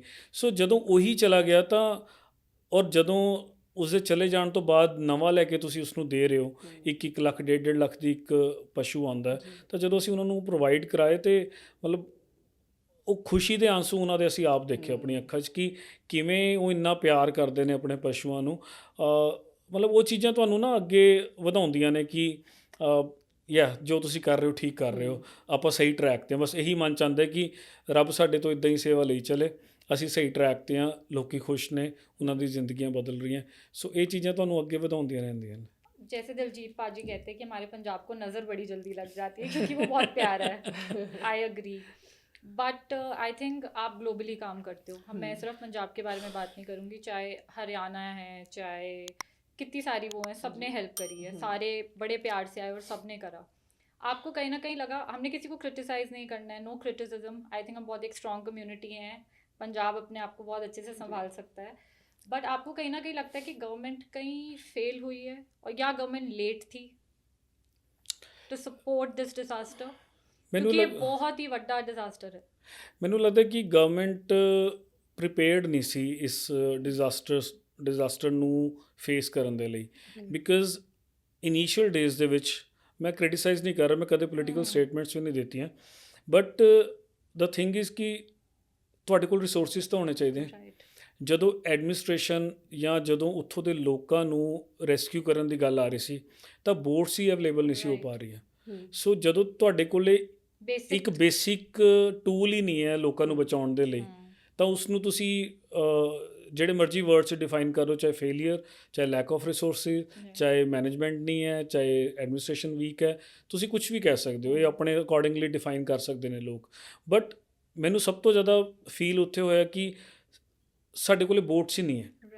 ਔਰ ਇੱਕ ਐਗਜ਼ਾਮਪਲ ਦੇ ਤੌਰ 'ਤੇ ਬਾਹਰਲੀ ਕੰਟਰੀਜ਼ ਦੇ ਨਾਲ ਮੈਂ ਕੰਪੈਰੀਜ਼ਨ ਅਗਰ ਕਰਾਂ ਤਾਂ ਬਾਹਰਲੀ ਕੰਟਰੀਜ਼ ਦੇ ਵਿੱਚ ਨਾ ਇੱਕ ਬਿਲਡਿੰਗ ਬਣਾਈ ਜਾਂਦੀ ਹੈ, ਫਾਇਰ ਬ੍ਰਿਗੇਡ ਨੂੰ ਬਿਲਡਿੰਗ ਦਿੱਤੀ ਜਾਂਦੀ ਹੈ, ਉਸ ਬਿਲਡਿੰਗ ਨੂੰ ਅੱਗ ਲਗਾਉਂਦੇ ਨੇ, ਅੱਗ ਲਗਾ ਕੇ ਉਹ ਇਹ ਦੇਖਦੇ ਨੇ ਕਿ ਅਸੀਂ ਆਪਣਾ ਜਿਹੜਾ ਸੈੱਟ ਕੀਤਾ ਹੋਇਆ ਟਾਈਮ ਲਿਮਿਟ ਕਿ ਅਸੀਂ ਇੰਨੇ ਮਿੰਟ ਦੇ ਵਿੱਚ ਇਸ ਬਿਲਡਿੰਗ ਦੀ ਅੱਗ ਬੁਝਾ ਸਕਦੇ ਹਾਂ, ਉਹ ਬਾਰ-ਬਾਰ ਆਪਣਾ ਰਿਕਾਰਡ ਆਪ ਤੋੜਦੇ ਨੇ ਤਾਂ ਜੋ ਉਹਨਾਂ ਨੂੰ ਪ੍ਰੈਕਟਿਸ ਹੋ ਸਕੇ ਕਿ ਸਾਡੀ ਟੀਮ ਕਿੰਨੀ ਸਟਰੋਂਗ ਹੈ। ਅਤੇ ਅਸੀਂ ਇਹ ਫੇਸ ਕਰ ਰਹੇ ਸੀ ਕਿ ਸਾਡੇ ਕੋਲੇ ਆਪਣੇ ਲੋਕਾਂ ਦੀ ਜਾਨ ਬਚਾਉਣ ਦੇ ਲਈ ਸਾਡੇ ਕੋਲੇ ਬੋਟਸ ਹੀ ਨਹੀਂ ਹੈਗੀਆਂ, ਸਾਡੇ ਕੋਲੇ ਇਹੀ ਨਹੀਂ ਹੈ ਕਿ ਅਸੀਂ ਆਪਣੇ ਲੋਕਾਂ ਨੂੰ ਬਾਹਰ ਕਿਵੇਂ ਕੱਢੀਏ। ਅਤੇ ਉਸ ਦੇ ਵਿੱਚ ਜਿਹੜਾ ਰੋਲ ਪਲੇ ਸਾਡੇ ਪੰਜਾਬੀਆਂ ਨੇ ਜਾਂ ਸਾਡੀ ਕਮਿਊਨਿਟੀ ਨੇ ਕੀਤਾ, ਆਈ ਥਿੰਕ ਉਹ ਪੂਰੇ ਵਰਲਡ ਦੇ ਲਈ ਇੱਕ ਬਹੁਤ ਵੱਡਾ ਮੈਸੇਜ ਹੈ ਕਿ ਜਦੋਂ ਸਾਰੇ ਮਤਲਬ ਲਾਈਕ ਜਦੋਂ ਸਾਰੇ ਆਪਸ਼ਨਸ ਬੰਦ ਹੋ ਜਾਂਦੇ ਨੇ ਤੁਹਾਡੇ ਲਈ, ਜਦੋਂ ਕਿਸੇ ਦੇ ਕੋਲੇ ਕੋਈ ਟੂਲ ਨਹੀਂ ਰਹਿੰਦਾ, ਜਦੋਂ ਕਿਸੇ ਕੋਲੇ ਰਿਸੋਰਸਿਸ ਨਹੀਂ ਰਹਿੰਦੇ, ਤਾਂ ਜਿਹੜੀ ਇਨਸਾਨੀਅਤ ਲੋਕਾਂ ਦੇ ਵਿੱਚ ਹੈ ਨਾ, ਚਾਹੇ ਉਹ ਜਿਹੜੀ ਮਰਜ਼ੀ ਕਮਿਊਨਿਟੀ ਦਾ, ਚਾਹੇ ਉਹ ਜਿਹੜੇ ਮਰਜ਼ੀ ਧਰਮ ਤੋਂ ਬਿਲੋਂਗ ਕਰਦਾ, ਜਿਹੜੇ ਮਰਜ਼ੀ ਰਿਲੀਜਨ ਤੋਂ ਹੈ, ਬਟ ਜਿਸ ਦੇ ਅੰਦਰ ਇਨਸਾਨੀਅਤ ਹੈ ਨਾ, ਅਗਰ ਉਸ ਨੂੰ ਉਹ ਫੀਲ ਹੋ ਰਿਹਾ ਕਿ ਸਾਹਮਣੇ ਵਾਲਾ ਆਹ ਪਰਸਨ ਮੁਸੀਬਤ ਦੇ ਵਿੱਚ ਹੈ, ਜਦੋਂ ਆਪਣੇ ਘਰੋਂ ਖੜਾ ਹੋ ਕੇ ਨਿਕਲਦਾ ਹੈ ਉਹਦੀ ਹੈਲਪ ਦੇ ਲਈ, ਆਈ ਥਿੰਕ ਫਿਰ ਸਾਰਾ ਕੁਝ ਹੀ ਤੁਹਾਡਾ ਫਿੱਕਾ ਪੈ ਜਾਂਦਾ ਹੈ, ਤੁਹਾਡੇ ਰਿਸੋਰਸਿਸ ਆਪਣੇ ਆਪ ਬਣ ਜਾਂਦੇ ਹੈ। ਕਿਵੇਂ ਪੰਜਾਬੀਆਂ ਨੇ ਟਰੈਕਟਰਸ ਨੂੰ ਪਾਣੀਆਂ ਦੇ ਵਿੱਚ ਵਾੜਿਆ ਬਿਨਾਂ ਇਹ ਦੇਖੇ ਕਿ ਸਾਡੇ ਕਿੰਨੇ ਲੱਖਾਂ ਦੇ ਟਰੈਕਟਰ ਨੇ, ਬੋਟ ਨਹੀਂ ਹੈ, ਆਪ ਬੋਟ ਦਾ ਅਸੈਂਬਲ ਕੀਤਾ। ਇੱਕ ਫੈਕਟਰੀ ਹੈ ਕਪੂਰਥਲੇ, ਉਹਨੇ ਆਪਣੀ ਫੈਕਟਰੀ ਦੇ ਵਿੱਚ 100 ਬੋਟਸ ਬਣਾਈਆਂ ਆਪਣੀ ਸਾਰੀ ਫੈਕਟਰੀ ਬੰਦ ਕਰਕੇ। ਉਹ ਸਰਦਾਰ ਜੀ ਦੀ ਫੈਕਟਰੀ ਸੀ, ਉਹਨਾਂ ਨੇ ਕਿਹਾ ਕਿ ਮੈਂ ਸਾਰਾ ਕੰਮ ਬੰਦ ਕਰ ਦਾਂਗਾ, ਮੈਂ ਸਿਰਫ ਬੋਟਸ ਬਣਾਵਾਂਗਾ 1 ਮਹੀਨੇ ਦੇ ਲਈ। 1 ਮਹੀਨੇ 'ਚ ਉਹਨਾਂ ਨੇ 100+ ਬੋਟਸ ਬਣਾਈਆਂ। ਸੋ BBC ਨੇ ਵੀ ਉਹਨਾਂ ਨੂੰ ਕਵਰ ਕੀਤਾ। ਸੋ ਇਹ ਮਿਸਾਲ ਨੇ ਸਾਡੇ ਸਮਾਜ ਦੀ ਕਿ ਚਾਹੇ ਉਹ ਜਿਹੜੀ ਮਰਜ਼ੀ ਕਮਿਊਨਿਟੀ ਤੋਂ ਹੈ, ਉਹਨੂੰ ਇਹ ਨਹੀਂ ਦਿਖ ਰਿਹਾ ਕਿ ਇਹ ਬੋਰਡ ਦੇ ਉੱਤੇ ਹਿੰਦੂ ਨੇ ਬੈਠਣਾ ਹੈ, ਮੁਸਲਿਮ ਨੇ ਬੈਠਣਾ ਹੈ, ਕ੍ਰਿਸਚਨ ਨੇ ਬੈਠਣਾ ਹੈ, ਸਿੱਖ ਨੇ ਬੈਠਣਾ ਹੈ। ਉਹਨੂੰ ਇਹ ਪਤਾ ਕਿ ਇਹ ਬੋਰਡ ਮੌਕੇ ਦੀ ਜ਼ਰੂਰਤ ਹੈ, ਮੈਂ ਜਿਵੇਂ ਮਰਜ਼ੀ ਕਰਕੇ ਇਸ ਬੋਰਡ ਦੀ ਰਿਕੁਆਇਰਮੈਂਟ ਪੂਰੀ ਕਰਾਂ ਤੇ ਲੋਕਾਂ ਦੀ ਜਾਨ ਬਚਾਵਾਂ। आई थिंक ये फ्लड्स ने मैसेज भी दिया है कि चाहे पंजाब है, हरियाणा है, राजस्थान है, जो कहते हैं सब बिखरे हुए हैं, हम लोग हम सब इकट्ठे हैं, इंसानियत सारी इकट्ठी ਮੈਨੂੰ थी, ਇਹ ਲੱਗਦਾ इसमें सब साथ थे। ਕਿ सब ਬਾਉਂਡਰੀਜ਼ ਮੈਟਰ ਨਹੀਂ ਕਰਦੀਆਂ, ਬਿਲਕੁਲ ਵੀ ਨਹੀਂ। ਰਿਲੀਜਨ ਮੈਟਰ ਨਹੀਂ ਕਰਦਾ, ਇਨਸਾਨੀਅਤ ਸਭ ਤੋਂ ਵੱਡਾ ਧਰਮ ਹੈ। ਵੀ ਆਰ ਬਲੈਸਡ ਕਿ ਅਸੀਂ ਸਿੱਖ ਕਮਿਊਨਿਟੀ 'ਚ ਪੈਦਾ ਹੋਏ ਤੇ ਸਾਡੀ ਅਪਬ੍ਰਿੰਗਿੰਗ ਇਹੀ ਹਮੇਸ਼ਾ ਸਿਖਾਉਂਦੀ ਹੈ ਕਿ ਤੁਸੀਂ ਸਭ ਦਾ ਭਲਾ ਕਰੋ, ਸਰਬਤ ਦਾ ਭਲਾ ਕਰੋ, ਸਾਰਿਆਂ ਨੂੰ ਇਕੁਅਲੀ ਜਾਣੋ। ਇਹ ਸਾਡੀ ਅਪਬ੍ਰਿੰਗਿੰਗ ਹੈ। ਅਸੀਂ ਉਹ ਮੈਸੇਜ ਲੈ ਕੇ ਸਾਰਿਆਂ ਦਾ ਭਲਾ ਕਰ ਰਹੇ ਹਾਂ ਕਿਉਂਕਿ ਸਾਨੂੰ ਉਹ ਸਿਖਾਇਆ ਗਿਆ, ਸਾਡਾ ਧਰਮ ਇਹ ਸਿਖਾਉਂਦਾ ਹੈ। ਬਟ ਜਦੋਂ ਤੁਸੀਂ ਕਿਸੇ ਦੀ ਹੈਲਪ ਕਰਨ ਲਈ ਤੁਰਦੇ ਹੋ, ਜਦੋਂ ਬਾਕੀ ਕਮਿਊਨਿਟੀਜ਼ ਵੀ ਉਹ ਮੈਸੇਜ ਲੈ ਕੇ ਤੁਰ ਰਹੀ ਹੁੰਦੀਆਂ, ਤਾਂ ਇੱਕ ਜਿਹੜਾ ਇਨਸਾਨੀਅਤ ਦਾ ਮੈਸੇਜ ਪੂਰਾ ਗਲੋਬਲੀ ਜਾਂਦਾ ਹੈ ਨਾ। ਹੁਣ ਪੰਜਾਬ ਦੇ ਵਿੱਚ ਇਕੱਲੇ ਸਿੱਖ ਨਹੀਂ ਹੈ, ਪੰਜਾਬ ਦੇ ਵਿੱਚ ਹਿੰਦੂ ਵੀ ਹੈ, ਮੁਸਲਿਮ ਵੀ ਹੈ, ਕ੍ਰਿਸਚਨ ਵੀ ਹੈ, ਸਾਰੇ ਧਰਮ ਨੇ। ਬਟ ਸਾਰਿਆਂ ਨੇ ਜਦੋਂ ਇੱਕ ਮੈਸੇਜ ਦਿੱਤਾ, ਉਹ ਮੈਸੇਜ ਪੂਰਾ ਗਲੋਬਲੀ ਗਿਆ ਕਿ ਪੰਜਾਬ ਦੇ ਵਿੱਚ ਇੰਨਾ ਵੱਡਾ ਡਿਜ਼ਾਸਟਰ ਆਉਣ ਦੇ ਬਾਵਜੂਦ ਵੀ ਪੰਜਾਬ ਨੇ ਕਿਵੇਂ ਆਪਣੇ ਆਪ ਦੁਬਾਰਾ ਖੜੇ ਹੋਣ ਦੀ ਕੋਸ਼ਿਸ਼ ਕੀਤੀ ਔਰ ਕਿਵੇਂ ਇਸ ਡਿਜ਼ਾਸਟਰ ਚੋਂ ਨਿਕਲਿਆ। ਆਈ ਥਿੰਕ ਇਹ ਬਹੁਤ ਵੱਡੀ ਐਗਜ਼ਾम्पल ਸੈੱਟ ਹੋਈ है। बहुत बड़ी चढ़ती कला ही Yeah. मोटिव है। तो बहुत ब्यूटीफुल तरीके से सब कम्युनिटीज़ ने मिलके ये दिखाया है कि हम एक साथ मिलके कितना कुछ कर सकते हैं, राइट, और अगर हम एक साथ आ जाए तो क्या नहीं कर सकते। क्या नहीं कर सकते, बिल्कुल सही बात है। तो सर एक आपसे पूछना चाहते हैं कि आप ट्रांसपेरेंसी कैसे इंश्योर करते हो, क्योंकि NGOs जो हैं अब एक बिजनेस मॉडल बन गए हैं, बिल्कुल। बहुत सारे फेक NGOs भी चल रहे हैं। तो आप के बारे में हमने ये सुना है कि आपकी जो ऑर्गेनाइजेशन है वो बहुत ट्रांसपेरेंट है, तो आप उसके बारे में कुछ बताओगे कि आपका स्ट्रक्चर क्या है, how do you operate? Basically ਸਾਡਾ ਜਿਹੜਾ ਸਟਰਕਚਰ ਹੈ, ਅਸੀਂ ਬਿਲਕੁਲ ਕਾਰਪੋਰੇਟ ਤਰੀਕੇ ਦੇ ਨਾਲ ਚੱਲਦੇ ਹਾਂ ਕਿ ਜੋ ਵੀ ਹਰ ਇੱਕ ਪ੍ਰੋਜੈਕਟ ਦੀਆਂ ਸਾਡੀਆਂ ਪੋਲਿਸੀਜ਼ ਬਿਲਕੁਲ ਪਹਿਲਾਂ ਪ੍ਰੀ ਸੈੱਟ ਹੁੰਦੀਆਂ ਨੇ। ਐਂਡ ਕੋਈ ਵੀ ਫਾਈਨੈਂਸ਼ੀਅਲੀ ਕੋਈ ਟਰਾਂਸਪੇਰੈਂਸੀ, ਬੇਸਿਕਲੀ ਆਪਾਂ ਹਮੇਸ਼ਾ ਇਸ ਨੂੰ ਐਕਸਪਲੇਨ ਕਰਦੇ ਹਾਂ ਕਿ ਟਰਾਂਸਪੇਰੈਂਸੀਜ਼ ਫਾਈਨੈਂਸਿਸ ਦੇ ਨਾਲ ਇਸ ਨੂੰ ਕੰਪੈਰੀਜ਼ਨ ਕੀਤਾ ਜਾਂਦਾ ਕਿ ਟਰਾਂਸਪੇਰੈਂਸੀ ਇਕੱਲੇ ਫਾਈਨੈਂਸ ਦੇ ਉੱਤੇ ਹੀ ਹੁੰਦੀ ਹੈ। ਬਟ ਮੈਨੂੰ ਲੱਗਦਾ ਟਰਾਂਸਪੇਰੈਂਸੀ ਹਰ ਇੱਕ ਤੁਹਾਡੇ ਪ੍ਰੋਜੈਕਟ ਦੇ ਉੱਤੇ ਵੀ ਟਰਾਂਸਪੇਰੈਂਸੀ ਮੈਟਰ ਕਰਦੀ ਹੈ। ਬਿਕੋਜ਼ ਜਦੋਂ ਤੁਸੀਂ ਕਿਸੇ ਨੂੰ ਫੂਡ ਡਿਲੀਵਰ ਕਰ ਰਹੇ ਹੋ, ਮੈਂ ਆਪਣੀ ਸੋਸ਼ਲ ਪਲੇਟਫਾਰਮਸ ਦੇ ਉੱਤੇ ਲਿਖਿਆ ਕਿ ਅਸੀਂ 5000 ਮੀਲਸ ਅੱਜ ਡਿਸਟ੍ਰੀਬਿਊਟ ਕੀਤੀਆਂ। ਸੋ ਉਹ ਟਰਾਂਸਪੇਰੈਂਸੀ ਕਿਵੇਂ ਅਸੀਂ ਲੈ ਕੇ ਆਏ, ਲੋਕਾਂ ਤੱਕ ਕਿਵੇਂ ਇਸ ਦਾ ਮੈਸੇਜ ਸਹੀ ਤਰੀਕੇ ਨਾਲ ਪਹੁੰਚਾਉਣਾ ਹੈ ਕਿ ਉਹ 5000 ਦੀ ਨੰਬਰਸ ਆਏ ਕਿੱਦਾਂ।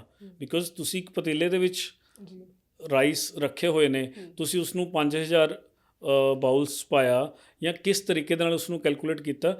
ਅਸੀਂ ਉਸ ਦਾ ਵੀ ਇੱਕ ਪੂਰਾ ਇੱਕ ਮੈਥਮੈਟਿਕਸ ਤਿਆਰ ਕੀਤਾ ਹੋਇਆ ਕਿ ਜੇ ਅਸੀਂ ਅੱਜ ਕਮਿਟ, ਉਹ ਟਰਾਂਸਪੇਰੈਂਸੀ ਮਤਲਬ ਫਸਟ ਸਾਡੀ ਪ੍ਰਾਇੋਰਟੀ ਹੈ। ਫਾਈਨੈਂਸ ਦੀ ਟਰਾਂਸਪੇਰੈਂਸੀ ਤਾਂ ਆਲਵੇਜ਼ ਅਕਾਊਂਟਸ ਦੇ ਥਰੂ ਆਉਣੀ ਹੈ।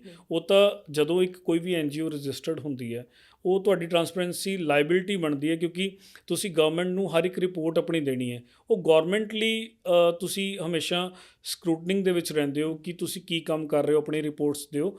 ਬਟ ਐਜ਼ ਅ NGO ਅਗਰ ਮੈਂ ਗਰਾਊਂਡ ਲੈਵਲ ਦੀ ਗੱਲ ਕਰਾਂ ਔਰ ਆਪਰੇਸ਼ਨਸ ਦੀ ਗੱਲ ਕਰਾਂ, ਟਰਾਂਸਪੇਰੈਂਸੀ ਸਭ ਤੋਂ ਪਹਿਲਾਂ ਪ੍ਰੋਜੈਕਟਸ ਦੇ ਉੱਤੇ ਜ਼ਿਆਦਾ ਜ਼ਰੂਰੀ ਹੈ, ਜਿਹੜੀ ਕਿ ਕਦੇ ਕੋਈ ਦੇਖਦਾ ਵੀ ਨਹੀਂ, ਜਿਹੜਾ ਕੋਈ ਕਦੇ ਸੋਚ ਵੀ ਨਹੀਂ ਸਕਦਾ ਕਿ ਇਹ ਵਾਲੀ ਟਰਾਂਸਪੇਰੈਂਸੀ ਕਿੱਦਾਂ ਲੈ ਕੇ ਆ ਸਕਦੇ ਹੋ।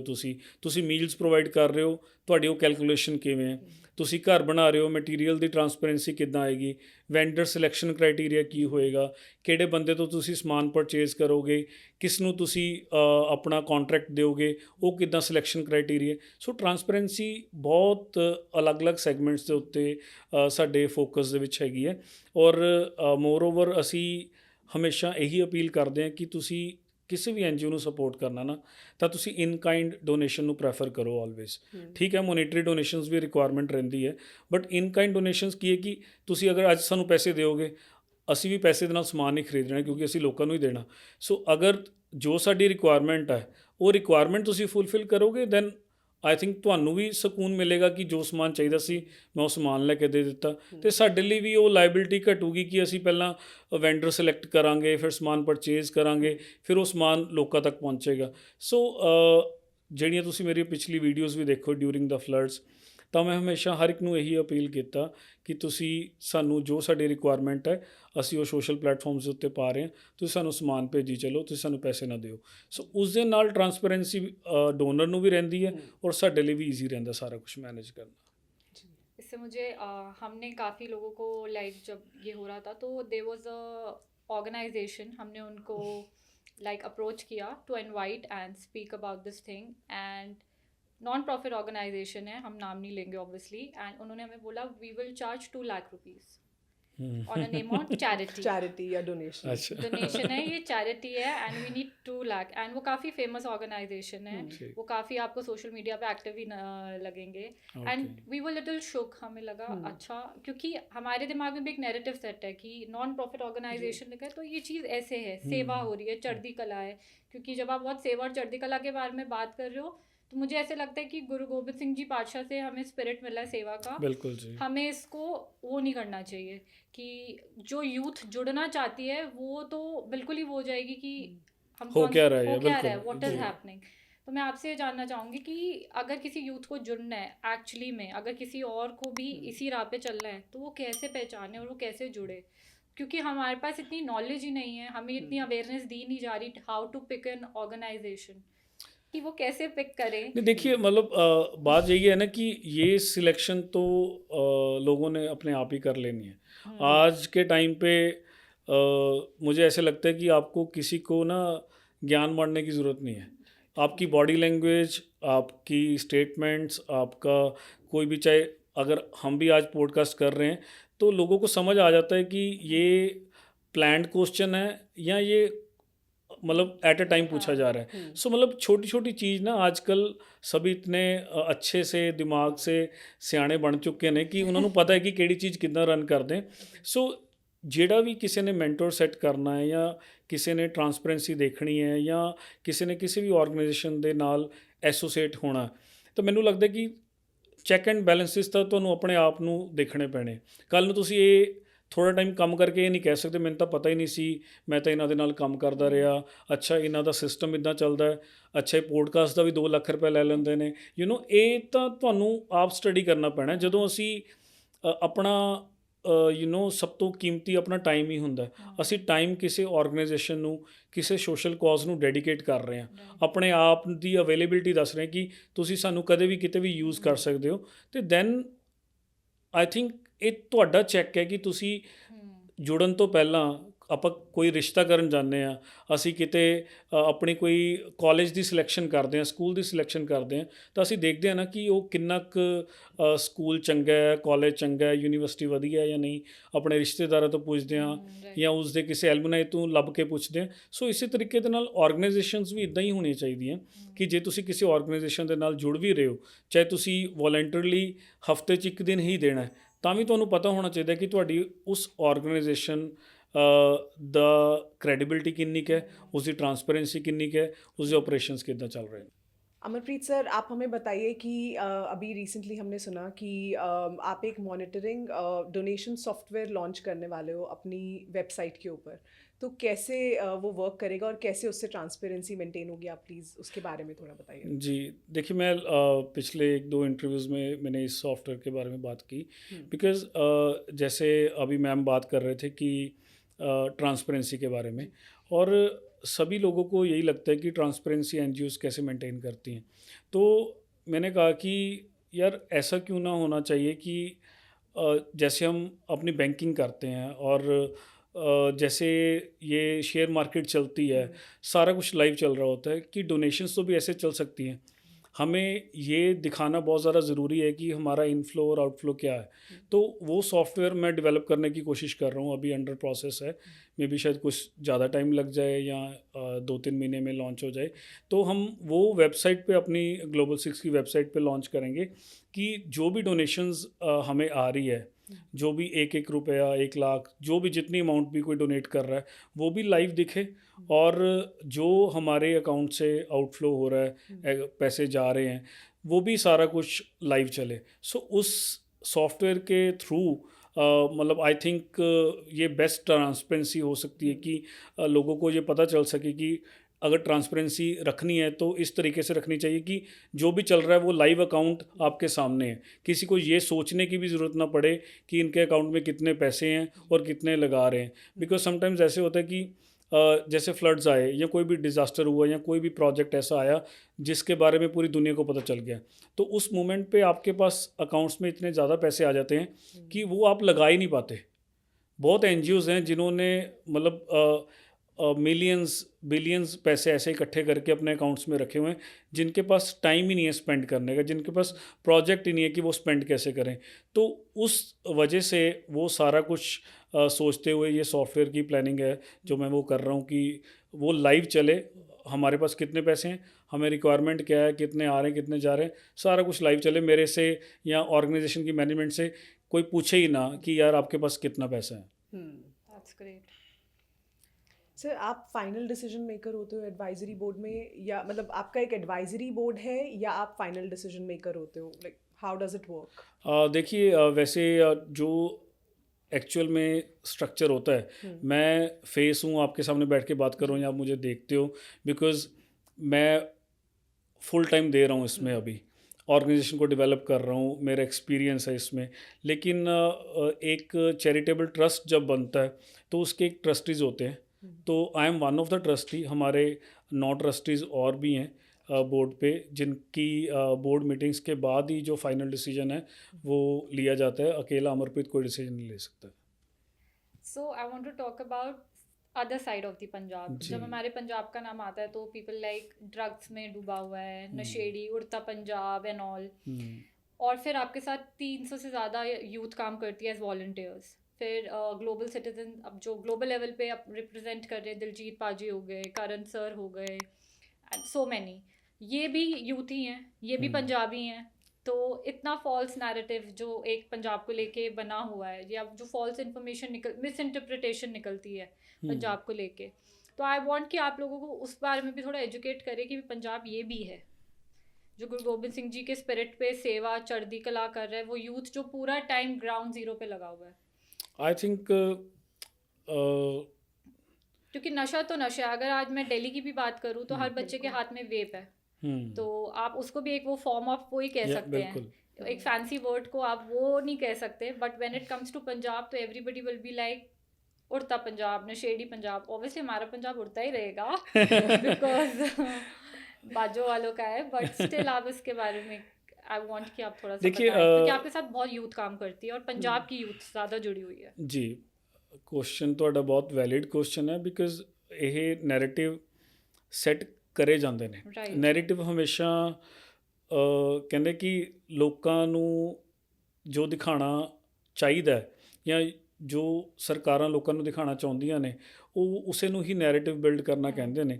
ਤੇ ਜੇ ਇਹ ਉੜਦਾ ਪੰਜਾਬ ਜਾਂ ਨਸ਼ੇੜੀ ਜਾਂ ਮਤਲਬ ਲਾਈਕ ਪੰਜਾਬ ਸਾਰਾ ਬਾਹਰ ਚਲਾ ਗਿਆ, ਇੱਥੇ ਕੋਈ ਯੂਥ ਕੰਮ ਕਰਨ ਲਾਇਕ ਨਹੀਂ ਰਿਹਾ, ਇਸ ਤਰ੍ਹਾਂ ਦੀ ਬਹੁਤ ਟਰਮਸ ਪੰਜਾਬ ਨੂੰ ਟਾਰਗੇਟ ਕਰਕੇ ਦਿੱਤੀਆਂ ਗਈਆਂ ਨੇ।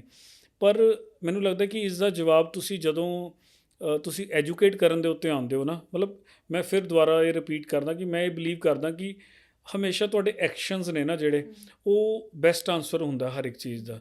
ਸੋ ਜਦੋਂ ਇਹ ਕੋਈ ਸੋਚਦਾ ਹੈ ਕਿ ਪੰਜਾਬ ਦੇ ਵਿੱਚ ਨਸ਼ਾ ਬਹੁਤ ਹੈ, ਪੰਜਾਬ ਮਰ ਚੁੱਕਿਆ, ਪੰਜਾਬ ਦੇ ਵਿੱਚ ਯੂਥ ਹੀ ਨਹੀਂ ਰਿਹਾ, ਔਰ ਜਦੋਂ ਉਹੀ ਪੰਜਾਬ ਦੇ ਨੌਜਵਾਨ ਮੁੰਡੇ, ਚਾਹੇ ਉਹ ਸਿੰਗਰਸ ਨੇ, ਚਾਹੇ ਉਹ ਅੱਜ ਵੱਡੇ ਗਲੋਬਲ ਲੈਵਲ ਦੇ ਸੈਲੀਬ੍ਰਿਟੀਜ਼ ਨੇ, ਉਹ ਗਲੋਬਲ ਸਟੇਜ ਦੇ ਉੱਤੇ ਜਦੋਂ ਪੰਜਾਬ ਦੀ ਗੱਲ ਕਰ ਰਹੇ ਹੁੰਦੇ ਨੇ ਤੇ ਔਰ ਇਹ ਦੱਸ ਰਹੇ ਹੁੰਦੇ ਨੇ ਕਿ ਸਾਡਾ ਪੰਜਾਬ 'ਚ ਆ ਹੋਇਆ ਸੀ, ਪਰ ਪੰਜਾਬ ਮਰਿਆ ਨਹੀਂ, ਪੰਜਾਬ ਹਜੇ ਵੀ ਉਵੇਂ ਹੀ ਖੜਾ ਆਪਣੇ ਪੈਰਾਂ 'ਤੇ। ਅਤੇ ਇਸ ਤੋਂ ਵੱਡੀ ਐਗਜ਼ਾਮਪਲ, ਇਸ ਤੋਂ ਵੱਡੀ ਐਜੂਕੇਸ਼ਨ ਮੈਂ ਵਰਡਸ 'ਚ ਦੱਸ ਹੀ ਨਹੀਂ ਸਕਦਾ, ਕਿਉਂਕਿ ਪੰਜਾਬ ਨੇ ਕਰਕੇ ਦਿਖਾ ਦਿੱਤਾ। ਪਿਛਲੇ 5 ਮਹੀਨਿਆਂ ਦੇ ਵਿੱਚ ਜੋ ਪੰਜਾਬੀਆਂ ਨੇ, ਜੋ ਪੰਜਾਬ ਦੇ ਨੌਜਵਾਨ ਮੁੰਡਿਆਂ ਨੇ, ਚਾਹੇ ਕਿਸੇ ਦੀ ਆਰਗੇਨਾਈਜੇਸ਼ਨ ਸੀਗੀ, ਚਾਹੇ ਉਹ ਇੰਡੀਵਿਜੂਅਲ ਸੀਗੇ, ਚਾਹੇ ਉਹ ਪਿੰਡ ਦੇ ਮੁੰਡਿਆਂ ਨੇ ਇਕੱਠੇ ਹੋ ਕੇ ਕੰਮ ਕੀਤਾ, ਉਹਨਾਂ ਨੇ ਐਗਜ਼ਾਮਪਲ ਸੈੱਟ ਕਰ ਦਿੱਤੀ ਕਿ ਪੰਜਾਬ ਜਿਉਂਦਾ, ਪੰਜਾਬ ਮਰਿਆ ਨਹੀਂ, ਕਿਸੇ ਦੇ ਮਾਰਿਆਂ ਤਾਂ ਵੈਸੇ ਹੀ ਨਹੀਂ ਮਰਨਾ ਪੰਜਾਬ। ਸੋ ਇਹ ਐਗਜ਼ਾਮਪਲ ਉਹਨਾਂ ਨੇ ਐਕਸ਼ਨਸ ਦੇ ਵਿੱਚ ਕਰਕੇ ਦਿਖਾਇਆ। ਔਰ ਜੇ ਅਸੀਂ ਸਿਰਫ ਇਹੀ ਸੋਚਦੇ, ਇਹੀ ਨੈਰੇਟਿਵ 'ਤੇ ਰਹਿੰਦੇ, ਅਤੇ ਸ਼ਾਇਦ ਅੱਜ ਜਿਵੇਂ ਬਾਕੀ ਕੰਟਰੀਜ਼, ਬਾਕੀ ਸਟੇਟਸ ਵਾਂਗੂ ਦੇਖਦੇ ਆ ਨਾ ਕਿ ਸਾਲੋਂ ਸਾਲ ਲੱਗ ਜਾਂਦੇ ਨੇ ਅਤੇ ਉਹ ਖੜ੍ਹੇ ਨਹੀਂ ਹੋ ਪਾਉਂਦੇ। ਅਤੇ ਜਿਸ ਤਰ੍ਹਾਂ ਦਾ ਇਹ ਡਿਜ਼ਾਸਟਰ ਸੀਗਾ, ਇੱਥੇ ਵੀ ਮਤਲਬ ਲਾਈਕ ਕਿ ਕੁਝ ਮਹੀਨਿਆਂ ਦੇ ਵਿੱਚ ਤੁਹਾਨੂੰ ਹਰਿਆ ਭਰਿਆ ਪੰਜਾਬ ਨਹੀਂ ਸੀ ਦੇਖਣਾ। ਠੀਕ ਹੈ, ਥੋੜ੍ਹੇ ਬਹੁਤ ਪਾਰਟਸ ਰਹਿੰਦੇ ਨੇ ਪੰਜਾਬ ਦੇ ਜਿਹੜੇ ਰੀਹੈਬਲੀਟੇਟ ਹੋ ਰਹੇ ਨੇ, ਪਰ ਜਿਸ ਹਿਸਾਬ ਸਿਰ ਪੰਜਾਬੀਆਂ ਨੇ ਔਰ ਪੰਜਾਬੀ ਨੌਜਵਾਨਾਂ ਨੇ, ਮੁੰਡੇ ਕੁੜੀਆਂ ਬਜ਼ੁਰਗ ਸਾਰਿਆਂ ਨੇ ਆਪਣਾ ਇੱਕ ਉਹ ਰੈਜ਼ੀਲੀਅੰਸ ਸ਼ੋਅ ਕੀਤੀ ਹੈ ਨਾ, ਇਹ ਬੈਸਟ ਐਗਜ਼ਾਮਪਲ ਹੈ ਪੂਰੀ ਦੁਨੀਆ ਦੇ ਲਈ ਕਿ ਇਹ ਖੂਨ 'ਚ ਸਾਡੇ ਪੰਜਾਬੀਅਤ ਜਿੰਦਾ ਹੈ, ਇਹ ਖੂਨ ਦੇ ਵਿੱਚ ਪੰਜਾਬੀਅਤ ਹੈ, ਨਸ਼ਾ ਨਹੀਂ ਹੈ। ਐਂਡ ਆਈ ਥਿੰਕ ਫਲੱਡਸ ਵੀ ਗੁਰੂ ਸਾਹਿਬ ਦਾ ਇੱਕ ਮੈਸੇਜ ਸੀ ਕੁਦਰਤ ਵੱਲੋਂ ਕਿ ਤੁਸੀਂ ਇੰਡੀਪੈਂਡੈਂਟ ਹੋ, ਪੰਜਾਬ ਇੰਡੀਪੈਂਡੈਂਟ ਹੈ ਤੇ अपने आप ਨੂੰ खुद साम लेगा। तो आपने यूएई में अभी यूएई चैप्टर लॉन्च किया है, तो वो किस बारे में है? आप किस तरीके से वहाँ पे लोगों को काउंसिल कर रहे हो? क्योंकि नॉर्मली जब हम दुबई के बारे में बात करते हैं, वो एक लग्जरी डेस्टिनेशन है, हॉलीडे डेस्टिनेशन है, लोग गाड़ियों के बारे में या लग्जरी के बारे में बात करते हैं सिर्फ। तो वहाँ पे किस तरह के इश्यूज जो है वो फेस कर रहे हैं इंडियंस, और आप किस कॉज पे वर्क कर रहे हो? दुबई में बेसिकली लॉन्च करने का रीज़न ये था कि वहाँ पे जो स्पेशली बाहर की कंट्रीज़ के लोग आए हुए हैं, स्पेशली जो इंडिया से लोग गए हुए हैं वहाँ पे लेबर कर रहे हैं, वो एक सेगमेंट है कि हम लग्जरी लाइफ तो देख रहे हैं लेकिन उनके ऊपर ध्यान नहीं दे पा रहे। उनके डेली रूटीन के इतने चैलेंजेस हैं कि मतलब वो किसी न किसी वजह से वहाँ पे स्टक हुए पड़े हैं, उनके लीगल इश्यूज इतने हैं कि वो सामने नहीं आ पा रहे हैं। उसके ऊपर हमारी जो कंसल्टेंसी सर्विसेज हैं वहाँ पे वो हम प्रोवाइड कर रहे हैं दुबई में रह के, और यूएई में ग्रेजुअली इस्टेब्लिश कर रहे हैं कि सभी स्टेट्स में वो सारा कुछ सेटअप कर सकें। लेकिन दुबई में ये एक्टिवली हमारा ऑफिस वहाँ पे चल रहा है, और वहाँ पे ऐसे बहुत केसेस आ रहे हैं कि जिनको लीगल राइट्स के बारे में नहीं पता, उनको यही नहीं पता कि वो इंडिया वापस आना चाह रहे हैं लेकिन आ नहीं पा रहे हैं due to some cases, due to some medical issues. वो सारा कुछ हम जो सर्विसेज हैं वहाँ पे दुबई में प्रोवाइड कर रहे हैं।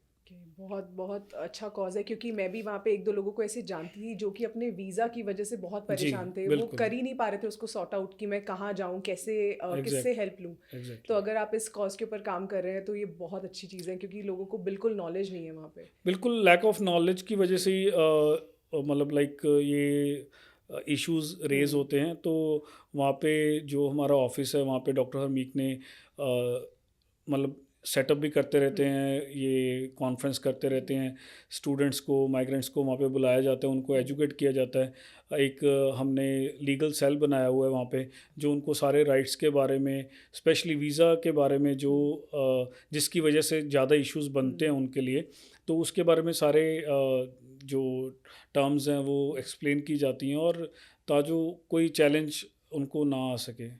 जैसे हम रिवर्स इमिग्रेशन के बारे में बात कर रहे थे, तो जैसे like I have lot of friends family जिनके पास जनरेशनल वेल्थ है, वो तो कनाडा सेटल है, उनसे बात करो तो वो तो कहते हैं एसजेसी तो कोई कंट्री नहीं है बिकॉज जनरेशनल वेल्थ है, तो वो बहुत सेफ हैं, वो बोल सकते हैं। और एक जो और गए हैं जो दूसरी फैमिली है, वो स्क्रैच से शुरू कर रहे हैं बच्चे, वो बर्गर हाउस में भी काम कर रहे हैं, वो छतें भी बना रहे हैं, वो सब कर रहे हैं। एंड उनसे जब बात होती है वो कहते हैं we want to come back and we want to stay here and do something here. वो कहते हैं यहाँ पे सब कुछ है, सब अच्छा है, डॉलर्स भी नहीं, सब नहीं, but still we want to come here. वो अभी इतने कैरिड अवे शायद नहीं हुए हैं, मे बी, ठीक है। तो मैं जानना चाहती हूँ उनके लिए यहाँ पे क्या अपॉर्चुनिटीज़ हैं। जैसे आप यूथ के साथ जुड़े हो, तो पंजाब में एम्प्लॉयमेंट के लिए अगर बिजनेस करना है उन बच्चों ने वापस, जैसे रिवर्स हो रहा है, तो क्या अपॉर्चुनिटीज़ यहाँ पे हैं स्मॉल स्केल से, अगर वो स्टार्ट कर सके, जिनके पास ऑब्वियसली एक बच्चे के लिए लोन लेना बहुत बड़ी गल है। देखो अपॉर्चुनिटी जिथे पॉपुलेशन ज़्यादा उत्थे अपॉर्चुनिटीज़ हमेशा हर एक स्टैप ते तुहानूं अपॉर्चुनिटी मिलेगी। और पंजाब की गल करिए, पंजाब दा जिहड़ा बेस है वो है ही फार्मिंग है। सो जिहड़े भी मोस्टली मैजोरिटी पंजाब दा यूथ जिहड़ा बाहर गया वो पिंडां तो गया, वो सारा अर्बन नहीं रूरल गया सारा। सो वो ਉਹਨਾਂ ਦੇ ਕੋਲੇ ਤਾਂ ਬਿਜ਼ਨਸ ਹੀ ਬਿਜ਼ਨਸ ਹੈ, ਉਹਨਾਂ ਕੋਲੇ ਓਪਰਚੁਨਿਟੀ ਉਹਨਾਂ ਦੇ ਘਰ 'ਚ ਪਏ ਆ। ਬਟ ਉਹਨਾਂ ਨੇ ਕੀ ਕੀਤਾ ਕਿ ਜਦੋਂ ਇੱਕ ਰੁਝਾਨ ਚੱਲਿਆ ਕਿ ਬਾਹਰ ਜਾਣਾ, ਇੰਨੇ ਪੈਸੇ ਦਿਓ ਤੇ ਅਸੀਂ ਬਾਹਰ ਪਹੁੰਚ ਜਾਵਾਂਗੇ, ਸਾਡੀ ਲਾਈਫ ਸੈੱਟ ਹੋ ਜਾਏਗੀ। ਬਟ ਉਹਨਾਂ ਨੇ ਇਹ ਨਹੀਂ ਦੇਖਿਆ ਕਿ ਅਗਰ ਇੱਕ ਖੇਤ ਦੇ ਵਿੱਚ ਅਸੀਂ ਅੱਜ ਆਰਗੈਨਿਕ ਖੇਤੀ ਹੀ ਕਰ ਲਈਏ, ਅਸੀਂ ਇਸ ਤੋਂ ਜ਼ਿਆਦਾ ਪੈਸਾ ਕਮਾ ਸਕਦੇ ਹਾਂ। ਸੋ ਉਹ ਚੀਜ਼ਾਂ ਤਾਂ ਜਾ ਕੇ ਸਮਝ ਆਈਆਂ ਜਦੋਂ ਉਹ ਬਾਹਰ ਪਹੁੰਚ ਚੁੱਕੇ ਸੀ। ਅਵੇਅਰਨੈਸ ਨਹੀਂ ਸੀ। ਜਦੋਂ ਉਹ ਦੂਰ ਪਹੁੰਚੇ ਨਾ, ਤਾਂ ਉਹਨਾਂ ਨੂੰ ਦੇਖਿਆ ਕਿ ਹੁਣ ਤਾਂ ਇੰਡੀਆ ਦੇ ਵਿੱਚ ਇਹ ਰੁਝਾਨ ਚੱਲ ਪਿਆ ਆਰਗੈਨਿਕ ਖੇਤੀ ਦਾ ਜ਼ਮਾਨਾ ਆ ਗਿਆ, ਲੋਕਾਂ ਨੂੰ ਪਤਾ ਲੱਗ ਗਿਆ ਕਿ ਅਸੀਂ ਹੁਣ ਉੱਥੇ ਨਵਾਂ ਬਿਜ਼ਨਸ ਚੱਲ ਰਿਹਾ ਕਿ ਉਹ ਜਿਹੜੀ ਪਰਾਲੀ ਨੂੰ ਅੱਗ ਲਾਉਂਦੇ ਸੀ ਉਹਦੇ ਬਾਇਓਫਿਊਲ ਬਣਨ ਲੱਗ ਗਿਆ, ਉਹ ਅੱਗੇ ਯੂਜ਼ ਹੋ ਰਿਹਾ। ਸੋ ਇੱਦਾਂ ਦੀਆਂ ਓਪਰਚੁਨਿਟੀਜ਼ ਹੁਣ ਉਹ ਬੱਚਿਆਂ ਨੂੰ ਸਮਝ ਆਉਣੀਆਂ ਸ਼ੁਰੂ ਹੋ ਗਈਆਂ, ਕਿਉਂਕਿ ਉਹ ਐਜੂਕੇਸ਼ਨ ਆ ਗਈ ਉਹਨਾਂ ਨੂੰ ਉੱਥੇ ਬਾਹਰ ਆ ਕੇ, ਕਿਉਂਕਿ ਐਕਸਪੋਜਰ ਮਿਲਿਆ। ਐਕਸਪੋਜਰ ਦੇ ਨਾਲ ਉਹਨਾਂ ਨੇ ਸਟੱਡੀਜ਼ ਕੀਤੀਆਂ, ਸਟੱਡੀਜ਼ ਦੇ ਨਾਲ ਉਹਨਾਂ ਨੂੰ ਪਤਾ ਲੱਗਿਆ ਕਿ ਜਿਹੜੀ ਚੀਜ਼ਾਂ ਅਸੀਂ ਵੇਚ ਕੇ ਆਏ ਸੀ ਉਹੀ ਸਾਡਾ ਇਨਕਮ ਸੋਰਸ ਸੀ। ਅਗਰ ਉਹੀ ਅਸੀਂ ਸੰਭਾਲਿਆ ਹੁੰਦਾ ਤਾਂ ਸ਼ਾਇਦ ਸਾਨੂੰ ਇੱਥੇ ਜੌਬ ਨਾ ਕਰਨੀ ਪੈਂਦੀ, ਅਸੀਂ ਆਪਣੇ ਖੇਤਾਂ ਦੇ ਵਿੱਚ ਬੈਠ ਕੇ ਆਪ ਹੀ ਮਾਲਕ ਹੁੰਦੇ ਔਰ ਆਪ ਹੀ ਉੱਥੇ ਆਪਣੀ ਖੇਤੀਬਾੜੀ ਤੋਂ ਹੀ ਇੰਨਾ ਕੰਮ ਕਰ ਸਕਦੇ ਸੀ। ਸੋ ਹੁਣ ਰਿਵਰਸ ਮਾਈਗ੍ਰੇਸ਼ਨ ਦੇ ਨਾਲ ਜੋ ਉਹਨਾਂ ਕੋਲ ਰਿਸੋਰਸਿਸ ਪਿੱਛੇ ਬਚੇ ਨੇ, ਉਹਨਾਂ ਨੇ ਉਸੇ ਦਾ ਹੀ ਯੂਟੀਲਾਈਜੇਸ਼ਨ ਕਰਕੇ ਆਪਣਾ ਇਨਕਮ ਸੋਰਸ ਕ੍ਰੀਏਟ ਕਰ ਲਿਆ। ਹੁਣ ਬੜੇ ਬੱਚੇ ਬਾਹਰੋਂ ਦੀ ਆਏ ਨੇ, ਕਿਸੇ ਨੇ ਕੋਈ ਛੋਟਾ ਜਿਹਾ ਆਪਣੇ ਪਿੰਡ ਦੇ ਵਿੱਚ ਦੇਸੀ ਗੁੜ ਦਾ ਕੰਮ, ਸ਼ੱਕਰ ਦਾ ਕੰਮ ਸ਼ੁਰੂ ਕਰ ਲਿਆ, ਗੁੜ ਦਾ ਕੰਮ ਸ਼ੁਰੂ ਕਰ ਲਿਆ। ਜੈਗਰੀ ਦੇ ਇੰਨੇ ਵੱਡੇ ਵੱਡੇ ਬ੍ਰਾਂਡ ਪੰਜਾਬ 'ਚੋਂ ਖੜੇ ਹੋ ਗਏ, ਕਿਉਂਕਿ ਹੁਣ ਜਿੰਨੀਆਂ ਮੈਟਰੋ ਸਿਟੀਜ਼ ਨੇ ਉਹ ਸ਼ੂਗਰ ਤੋਂ ਸਾਈਡ 'ਤੇ ਹਟ ਕੇ ਜੈਗਰੀ 'ਤੇ ਆ ਗਈਆਂ। ਉਹ ਕਹਿੰਦੇ ਜੈਗਰੀ ਮਤਲਬ ਗੰਨਾ ਤਾਂ ਸਾਰਾ ਪੈਦਾਇਸ਼ ਹੀ ਪੰਜਾਬ ਅਤੇ ਯੂਪੀ ਦੀ ਹੈ, ਅਤੇ ਉਹਨਾਂ ਕਿਉਂ ਨਾ ਅਸੀਂ ਆਪਣਾ ਐਸਟੈਬਲਿਸ਼ ਕਰੀਏ, ਅਤੇ ਬ੍ਰਾਂਡ ਕਿਵੇਂ ਬਣਨ ਲੱਗ ਗਏ। ਸੋ ਇਸ ਕਰਕੇ ਅਵੇਅਰਨੈਸ ਦੇ ਨਾਲ ਨਾਲ ਹੁਣ ਉਹ ਚੇਂਜ ਹੈ ਜਿਹੜਾ ਆਉਣਾ ਸ਼ੁਰੂ ਹੋ ਚੁੱਕਿਆ। ਕਹਿੰਦੇ ਉਹ ਗ੍ਰਾਫ ਦੇ ਵਿੱਚ ਇੱਕ ਮੋੜ ਪੈ ਗਿਆ। ਸੋ ਹੁਣ ਹੌਲੀ ਹੌਲੀ ਮੈਨੂੰ ਲੱਗਦਾ ਕਿ ਜਿਹੜੇ ਵੀ ਬਾਹਰ ਬੈਠੇ ਨੇ ਜਾਂ ਜਿਨ੍ਹਾਂ ਕੋਲੇ ਰਿਸੋਰਸਿਸ ਹੈਗੇ ਨੇ ਉਹ ਵਾਪਸ ਆ ਕੇ ਆਪਣਾ ਐਸਟੈਬਲਿਸ਼ ਕਰ ਰਹੇ ਨੇ।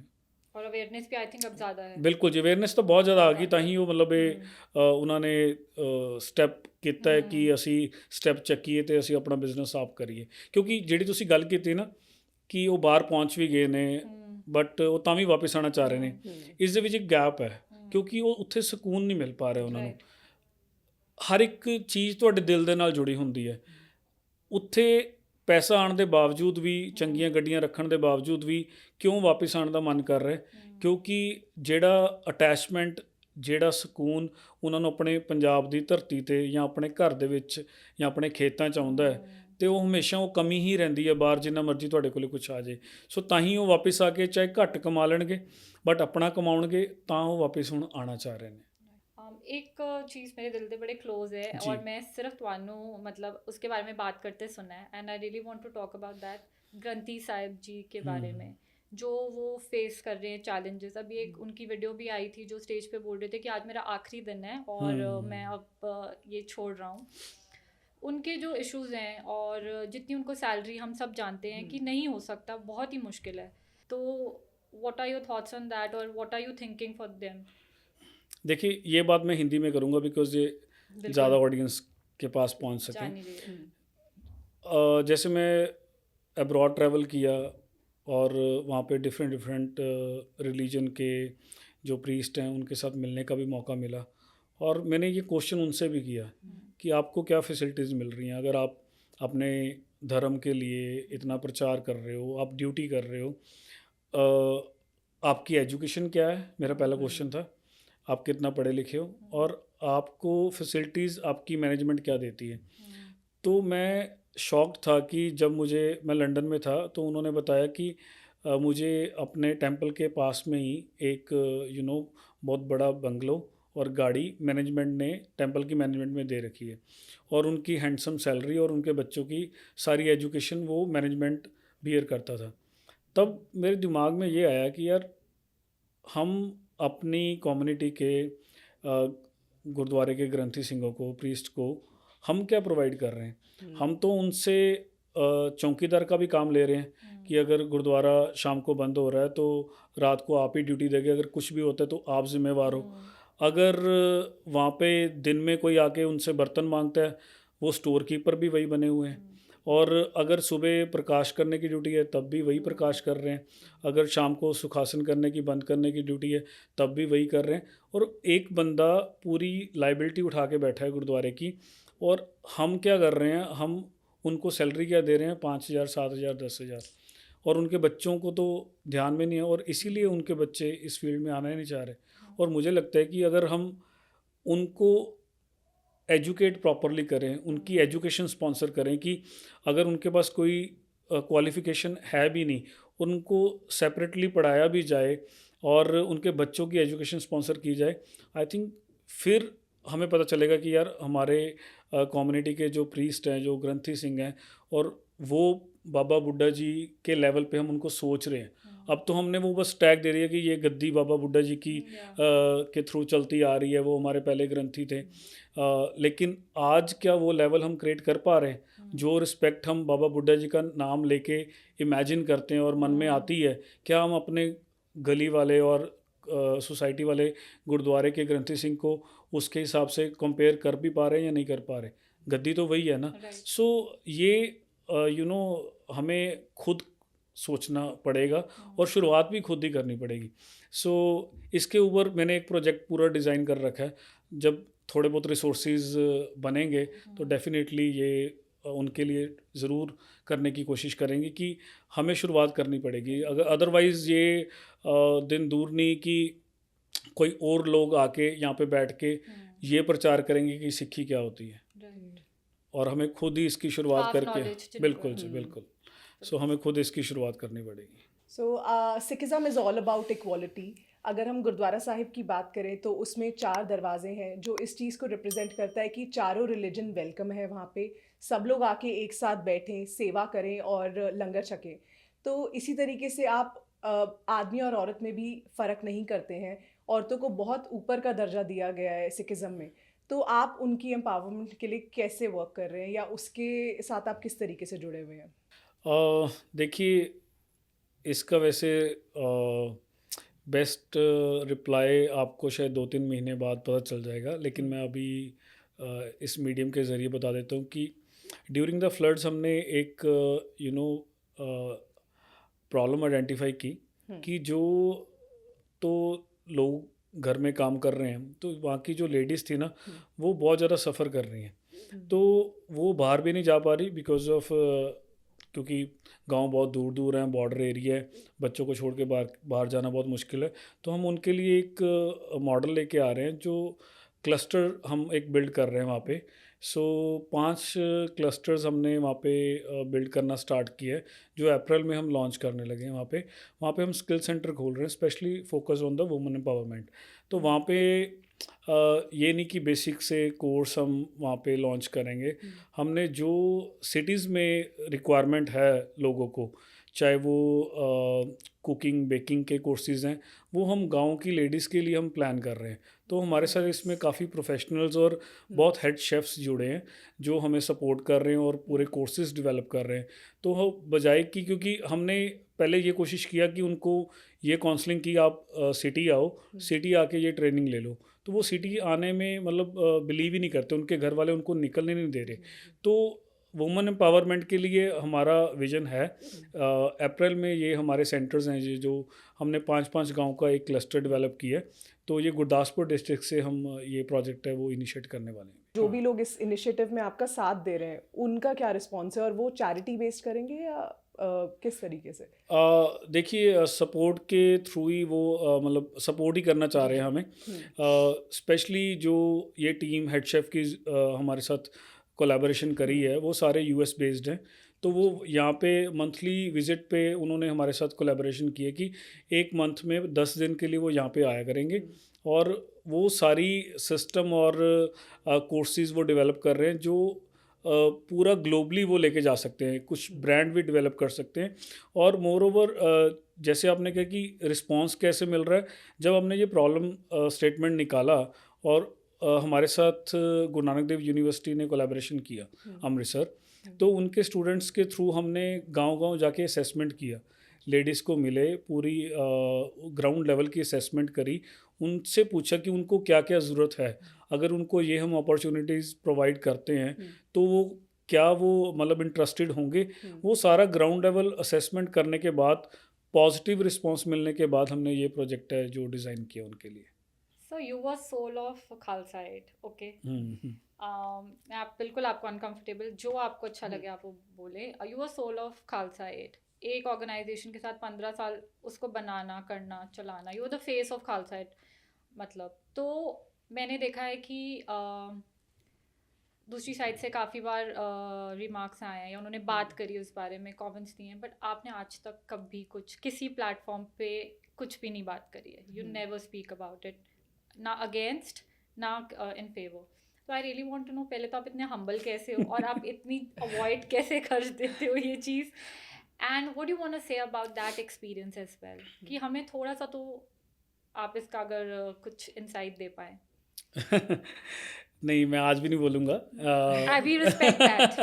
ये प्लेटफॉर्म बिकॉज़ है इसलिए कि हम किसी को डिसग्रेस नहीं करना चाहते और जिसमें बिकॉज़ आप कंफर्टेबल हैं. देखिए, जो भी कहते हैं ना कि जहाँ-जहाँ आपकी ड्यूटी लगी है, बस ये था कि जे मतलब जिस चीज़ को आपने डेवलप किया हो, बड़ा किया हो, और मतलब कहते हैं कि बच्चे को पैदा किया और पैदा करके आपने उसको बड़ा किया हो, राइट. और बड़ा करके आप उसको छोड़ दो। तो मेरे साथ मतलब ऐसा था, मतलब फीलिंग ऐसी थी। लेकिन जब छोड़ के 1 डेढ़ साल थोड़ा सा सेटल डाउन होने को टाइम लगा। राइट. वो इमोशनली आप डिस्टर्ब हो हाँ, जाते हो. इमोशनली आप टूट जाते हो। और ये नहीं कि मैं अकेला, और मेरे साथ इतनी बड़ी टीम, और उनको मैनेज करना, साथ के साथ इमोशनली अपने आप को भी मैनेज करना, और उनके इमोशंस का भी ध्यान रखना कि यार उनको कैसे जोड़ के रखूं। और चैलेंजिंग था, लेकिन आई थिंक आज सेटिस्फाइड हूँ कि ठीक है यार, जिस कहते कि मतलब आपको कॉम्प्रोमाइज़ नहीं करना चाहिए किसी, अगर आपको कोई चीज़ नहीं सही लग रही, चाहे वो आपकी खुद की क्यों ना हो, उसको छोड़ देना चाहिए। तो आई थिंक मैं अपने डिसीजन के ऊपर अभी भी खड़ा हूँ, और सेटिस्फाइड भी हूँ। जो डिसीजन लिया अच्छा लिया, और आज दोबारा से वो काम कर रहे हैं, और लोग जुड़े हुए हैं, टीम जुड़ी हुई है। जो 15 साल पहले मेरे साथ कोर टीम थी, आज भी वही सारी कोर टीम मेरी वही है, वॉलंटियर्स वही हैं।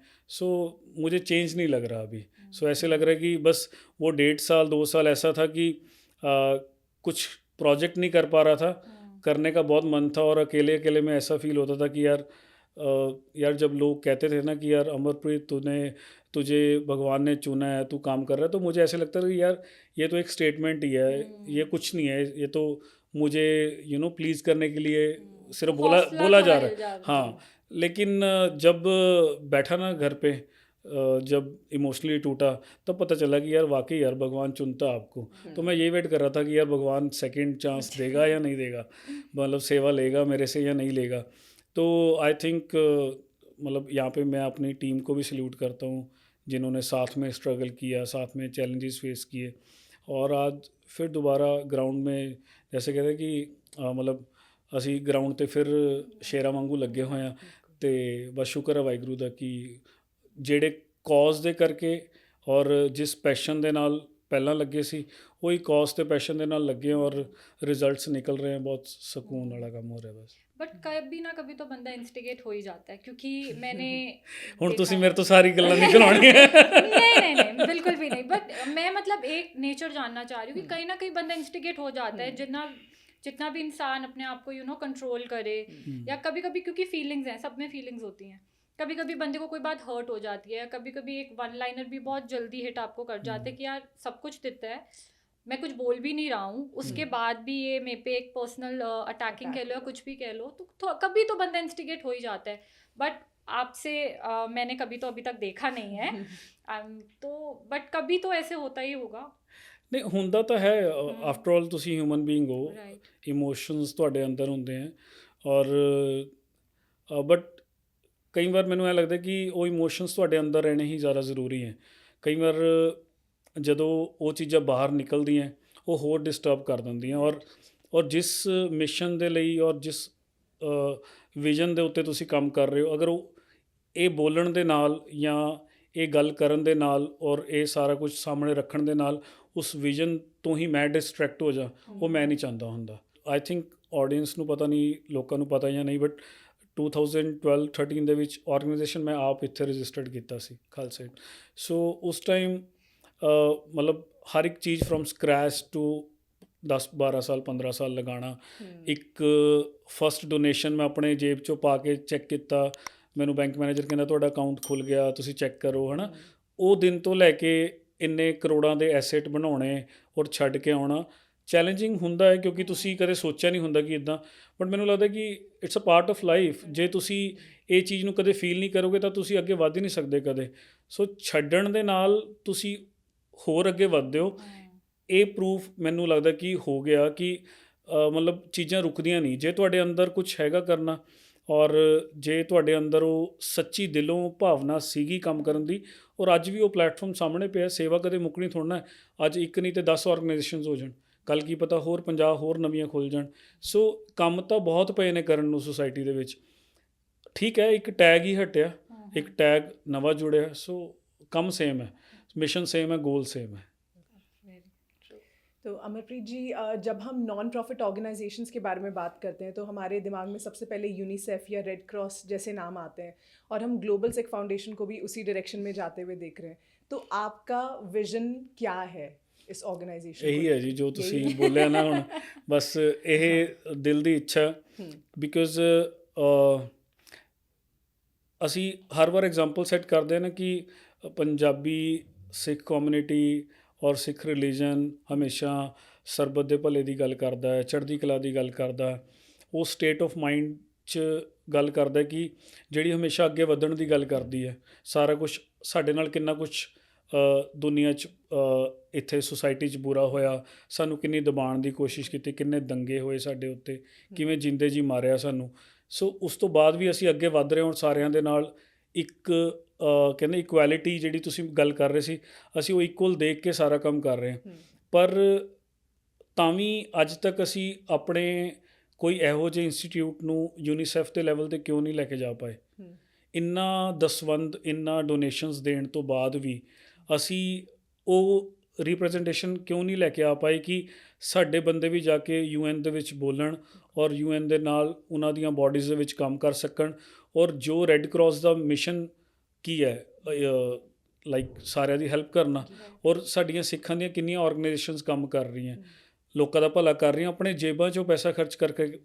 ਸਾਨੂੰ ਤਾਂ ਸਰਕਾਰਾਂ ਵੀ ਨਹੀਂ ਪੈਸਾ ਦੇ ਰਹੀਆਂ, ਸਾਨੂੰ, ਅਸੀਂ ਗੌਰਮੈਂਟ ਫੰਡਡ ਨਹੀਂ ਆ, ਬਟ ਅਸੀਂ ਕਿਵੇਂ ਆਪਣੇ ਬਿਜ਼ਨਸਿਸ 'ਚੋਂ, ਆਪਣੀ ਪੋਕਟ ਮਨੀ 'ਚੋਂ ਆਪਣਾ ਸ਼ੇਅਰ ਕੱਢ ਕੇ ਚੰਗੇ ਕੰਮ 'ਚ ਪਾ ਕੇ ਦੈਨ ਅਸੀਂ ਉਹ ਲੋਕਾਂ ਦੀ ਹੈਲਪ ਕਰ ਰਹੇ ਹਾਂ। ਅਤੇ ਤਾਂ ਵੀ ਅਸੀਂ ਉਹ ਮੈਸੇਜ ਦੁਨੀਆ ਤੱਕ ਕਿਉਂ ਨਹੀਂ ਲੈ ਕੇ ਜਾ ਪਾ ਰਹੇ। ਦੁਨੀਆ ਤੱਕ ਇਹ ਨਹੀਂ ਕਿ ਅਸੀਂ ਸਾਡੇ ਮਿਲੀਅਨਸ ਵਿਊ ਆ ਜਾਣ ਤਾਂ ਦੁਨੀਆ ਤੱਕ ਰਿਪਰੈਜ਼ੈਂਟੇਸ਼ਨ ਕਿਉਂ ਨਹੀਂ ਹੋ ਪਾ ਰਹੀ ਸਾਡੀ, ਰੈਕੋਗਨੀਸ਼ਨ ਕਿਉਂ ਨਹੀਂ ਹੋ ਪਾ ਰਹੀ ਸਾਡੀ, ਕਿ ਰੈੱਡ ਕਰਾਸ ਨੂੰ ਕੋਈ ਸਿੱਖ ਚੈਰਿਟੀ ਦੇ ਬਰਾਬਰ ਕਿਉਂ ਨਹੀਂ ਦੇਖਿਆ ਜਾ ਰਿਹਾ, ਸਿੱਖ ਚੈਰਿਟੀ ਕਿਉਂ ਨਹੀਂ ਉਸਦੇ ਕੰਪੈਰੀਜ਼ਨ ਦੇ ਵਿੱਚ ਅੱਗੇ ਖੜੀ। ਸੋ ਮੇਰਾ ਮਤਲਬ ਦਿਲੀ ਇੱਛਾ ਹੈ ਔਰ ਉਸੇ ਟਰੈਕ ਦੇ ਉੱਤੇ ਅਸੀਂ ਕੰਮ ਕਰ ਰਹੇ ਹਾਂ, ਉਸੇ ਤਰੀਕੇ ਦੇ ਨਾਲ ਚੱਲ ਰਹੇ ਹਾਂ ਕਿ ਕਿੰਨੇ ਸਟਰਕਚਰਡ ਵੇ ਦੇ ਵਿੱਚ UN ਦੀਆਂ ਏਜੰਸੀਜ਼ ਕੰਮ ਕਰਦੀਆਂ। ਸਾਨੂੰ ਉਨਾ ਪ੍ਰੋਫੈਸ਼ਨਲਿਜ਼ਮ ਆਪਣੀ ਆਰਗੇਨਾਈਜੇਸ਼ਨਸ 'ਚ ਪਹਿਲਾਂ ਲੈ ਕੇ ਆਉਣਾ ਪੈਣਾ, ਪਹਿਲਾਂ ਆਪ ਸਮਝਣਾ ਪੈਣਾ, ਐਜੂਕੇਟ ਹੋਣਾ ਪੈਣਾ ਕਿ ਆਰਗੇਨਾਈਜੇਸ਼ਨਸ ਕੰਮ ਕਿੱਦਾਂ ਕਰਦੀਆਂ ਹੁੰਦੀਆਂ ਔਰ ਉਹਨਾਂ ਦੀਆਂ ਪਾਲਿਸੀਜ਼ ਕਿੱਦਾਂ ਮੇਨਟੇਨ ਹੁੰਦੀਆਂ। ਸੋ ਜੇ ਅਸੀਂ ਉਹ ਚੀਜ਼ ਅਡੈਪਟ ਕਰ ਲਾਂਗੇ, ਸ਼ਾਇਦ ਉਹ ਦਿਨ ਦੂਰ ਨਹੀਂ, ਅਸੀਂ ਸ਼ਾਇਦ ਉਸ ਲੈਵਲ ਦੇ ਉੱਤੇ ਆਪਣੀਆਂ ਸਿੱਖ ਔਰ ਫੇਥ ਬੇਸਡ ਆਰਗੇਨਾਈਜੇਸ਼ਨਸ ਨੂੰ ਰੈੱਡ ਕਰਾਸ ਦੇ ਲੈਵਲ 'ਤੇ ਦੇਖ ਪਾਵਾਂਗੇ। आपको लगता है प्रोफेशनलिज्म की कमी है हमारे उसमें, क्या कहते हैं, डिपार्टमेंट में? ਹਾਂਜੀ ਹੈਗੀ ਹੈ, ਕਮੀ ਹੈਗੀ ਹੈ। ਬਿਕੋਜ਼ ਅਸੀਂ ਹੁਣ ਸਿੰਪਲ ਲਾਈਕ ਦੈਟ ਕਿ ਜਦੋਂ ਅਸੀਂ ਸੇਵਾ ਵੀ ਕਰ ਰਹੇ ਹਾਂ, ਹੁਣ ਪਿਛਲੇ 5 ਮਹੀਨੇ ਤੋਂ ਫਲੱਡਸ ਦੇ ਵਿੱਚ ਸੇਵਾ ਚੱਲ ਰਹੀ ਹੈ। ਸੋ ਲੈਟਸ ਸੇ ਕਿ ਤੁਸੀਂ ਵੋਲੰਟੀਅਰ ਕਰਨ ਲਈ ਸਾਡੇ ਕੋਲੇ ਆਏ, ਤੁਸੀਂ ਆਪਣੀ ਜੌਬ 'ਚੋਂ, ਆਪਣੇ ਬਿਜ਼ਨਸ 'ਚੋਂ ਟਾਈਮ ਕੱਢ ਕੇ ਸਾਡੇ ਕੋਲੇ 7 ਡੇਜ਼ ਲਈ ਆ ਗਏ, 2 ਵੀਕਸ ਲਈ ਆ ਗਏ, 1 ਮਹੀਨਾ ਲਗਾ ਤਾ। ਬਟ ਆਫਟਰ ਆਲ ਤੁਸੀਂ ਪ੍ਰੋਜੈਕਟ ਨੂੰ ਡਿਲੀਵਰ ਕਰਨਾ ਹੈ, ਸਾਲ ਵੀ ਲੱਗ ਸਕਦਾ, 2 ਸਾਲ ਵੀ ਲੱਗ ਸਕਦੇ ਨੇ। ਤੁਹਾਨੂੰ ਹਰ ਇੱਕ ਰਿਸੋਰਸਿਸ ਦੀ ਰਿਕੁਆਇਰਮੈਂਟ ਹੈ। ਅਸੀਂ ਟਰੈਕਟਰਸ, ਜਦੋਂ ਸਾਨੂੰ ਪਹਿਲੀ ਡੋਨੇਸ਼ਨ ਆਈ ਮਨਕੀਰ ਤੌਲਕ ਤੋਂ, ਉਸ ਤੋਂ ਬਾਅਦ ਅਸੀਂ ਆਪਣੇ ਟਰੈਕਟਰ ਪਰਚੇਜ਼ ਕੀਤੇ। ਸੋ ਅਸੀਂ 25 ਵਿਲੇजेस ਅਡੋਪਟ ਕੀਤੇ ਕਿ ਅਸੀਂ ਉਹਨਾਂ ਨੂੰ ਦੁਬਾਰ ਤੋਂ ਨਵੇਂ ਸਿਰਿਓਂ ਤਿਆਰ ਕਰਕੇ ਉਹਨਾਂ ਦੀਆਂ ਜ਼ਮੀਨਾਂ ਤਿਆਰ ਕਰਕੇ ਦੇਵਾਂਗੇ ਤਾਂ ਜੋ ਆਪਣੀਆਂ ਫਸਲਾਂ ਬੀਜ ਸਕਣ। ਬਟ ਉਸ ਦੇ ਲਈ ਸਾਨੂੰ ਡਰਾਈਵਰਸ ਦੀ ਰਿਕੁਆਇਰਮੈਂਟ ਸੀ।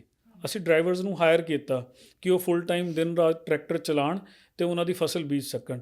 ਹੁਣ ਪ੍ਰੋਫੈਸ਼ਨਲਿਜ਼ਮ ਕੀ ਹੈ? ਪ੍ਰੋਫੈਸ਼ਨਲਿਜ਼ਮ ਇਹ ਕਹਿੰਦਾ ਕਿ ਤੁਸੀਂ ਡਰਾਈਵਰਸ ਨੂੰ ਹਾਇਰ ਕਰੋ। ਸੇਵਾ ਕੀ ਕਹਿੰਦੀ ਹੈ ਕਿ ਉਹ ਬਿਨਾਂ ਪੈਸੇ ਦਿੱਤੇ ਉਹ ਸੇਵਾ ਹੁੰਦੀ ਹੈ ਕਿ ਤੁਸੀਂ ਡਰਾਈਵਰ ਕਾਲ ਕਰਦੇ, 2 ਬੰਦੇ ਆ ਜਾਂਦੇ, 4 ਆ ਜਾਂਦੇ। ਬਟ ਇਹਨਾਂ ਦੋਨਾਂ ਚੀਜ਼ਾਂ ਦੇ ਵਿੱਚ ਬਹੁਤ ਥਿਨ ਲਾਈਨ ਹੈ ਔਰ ਫਰਕ ਹੈ।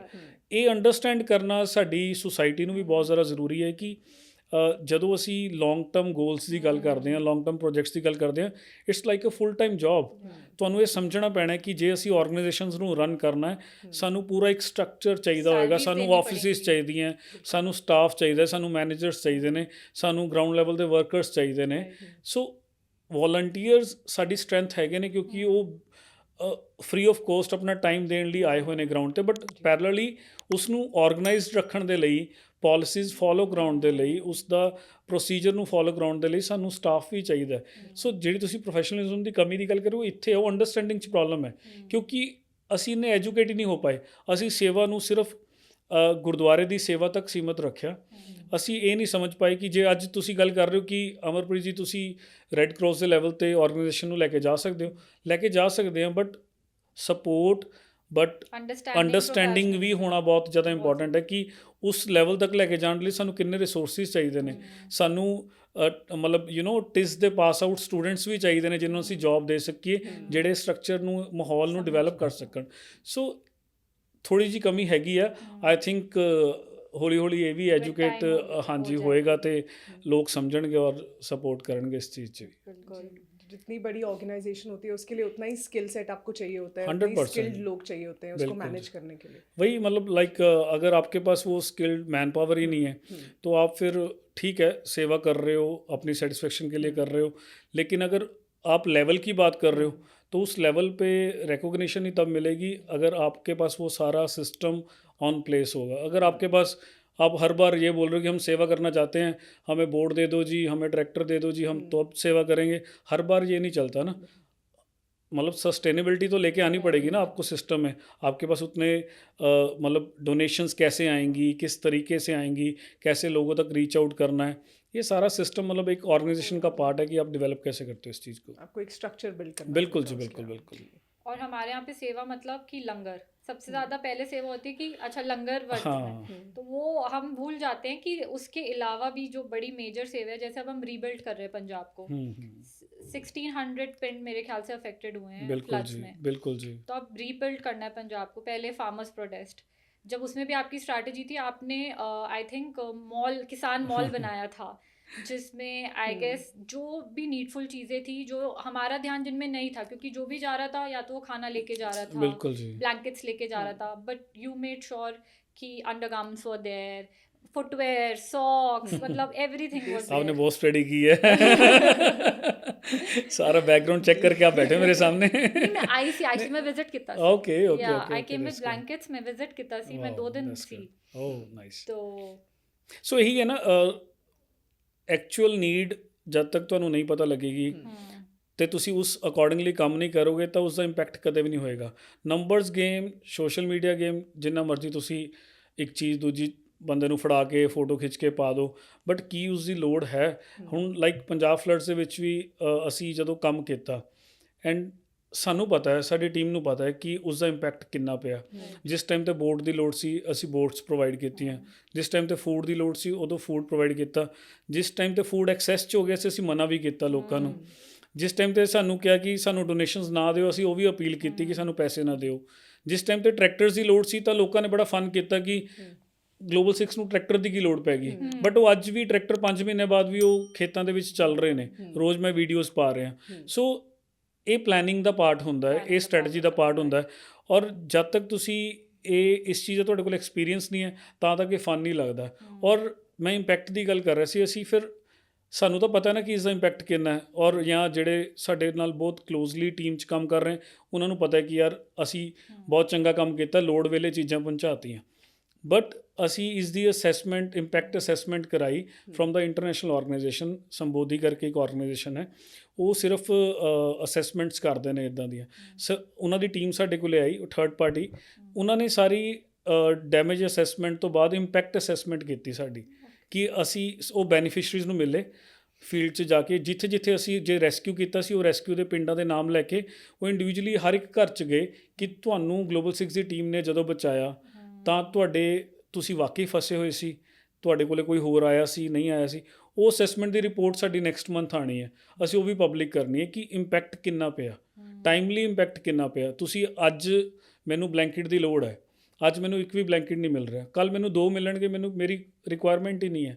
ਸੋ ਟਾਈਮ ਇਸ ਸਾਰੇ ਡਿਜ਼ਾਸਟਰ ਦੇ ਵਿੱਚ ਬਹੁਤ ਇੱਕ ਪ੍ਰੀਸ਼ੀਅਸ ਰੋਲ ਪਲੇ ਕਰਦਾ ਹੈ ਕਿ ਜੇ ਟਾਈਮਲੀ ਤੁਸੀਂ ਸਪੋਰਟ ਕਰ ਰਹੇ ਹੋ ਤਾਂ ਹੀ ਇੰਪੈਕਟ ਨਜ਼ਰ ਆਏਗਾ। ਜੇ ਤੁਸੀਂ ਕਿਸਾਨ ਮੋਲ ਦੀ ਗੱਲ ਕੀਤੀ, ਉੱਥੇ ਲੋਕੀ ਲਾਈਨਾਂ 'ਚ ਲੱਗੇ ਹੋਏ ਸੀ ਜਿਨ੍ਹਾਂ ਦੀਆਂ ਕਿੰਨੇ ਕਰੋੜਾਂ ਦੀਆਂ ਜ਼ਮੀਨਾਂ ਨੇ, ਏਕੜਾਂ ਦੇ ਏਕੜ ਪਏ ਨੇ ਪੰਜਾਬ 'ਚ, ਬਟ ਉਹ ਸਟਰਗਲ ਕੀ ਕਰ ਰਹੇ ਸੀ, ਉਹ ਅੰਡਰ ਗਾਰਮੈਂਟਸ ਦੇ ਲਈ ਮਾਰਕੀਟ 'ਚ ਧੱਕੇ ਖਾ ਰਹੇ ਸੀ। ਉਹਨਾਂ ਨੂੰ ਪਤਾ ਨਹੀਂ ਸੀ ਕਿਹੜੀ ਚੀਜ਼ ਕਿੱਥੋਂ, ਸਲੀਪਰਸ ਹੀ ਨਹੀਂ ਸੀ, ਚੱਪਲਾਂ ਹੀ ਟੁੱਟ ਗਈਆਂ ਕਿਉਂਕਿ ਉਹ ਪ੍ਰੀਪੇਅਰ ਨਹੀਂ ਸੀ ਹੋ ਕੇ ਆਏ।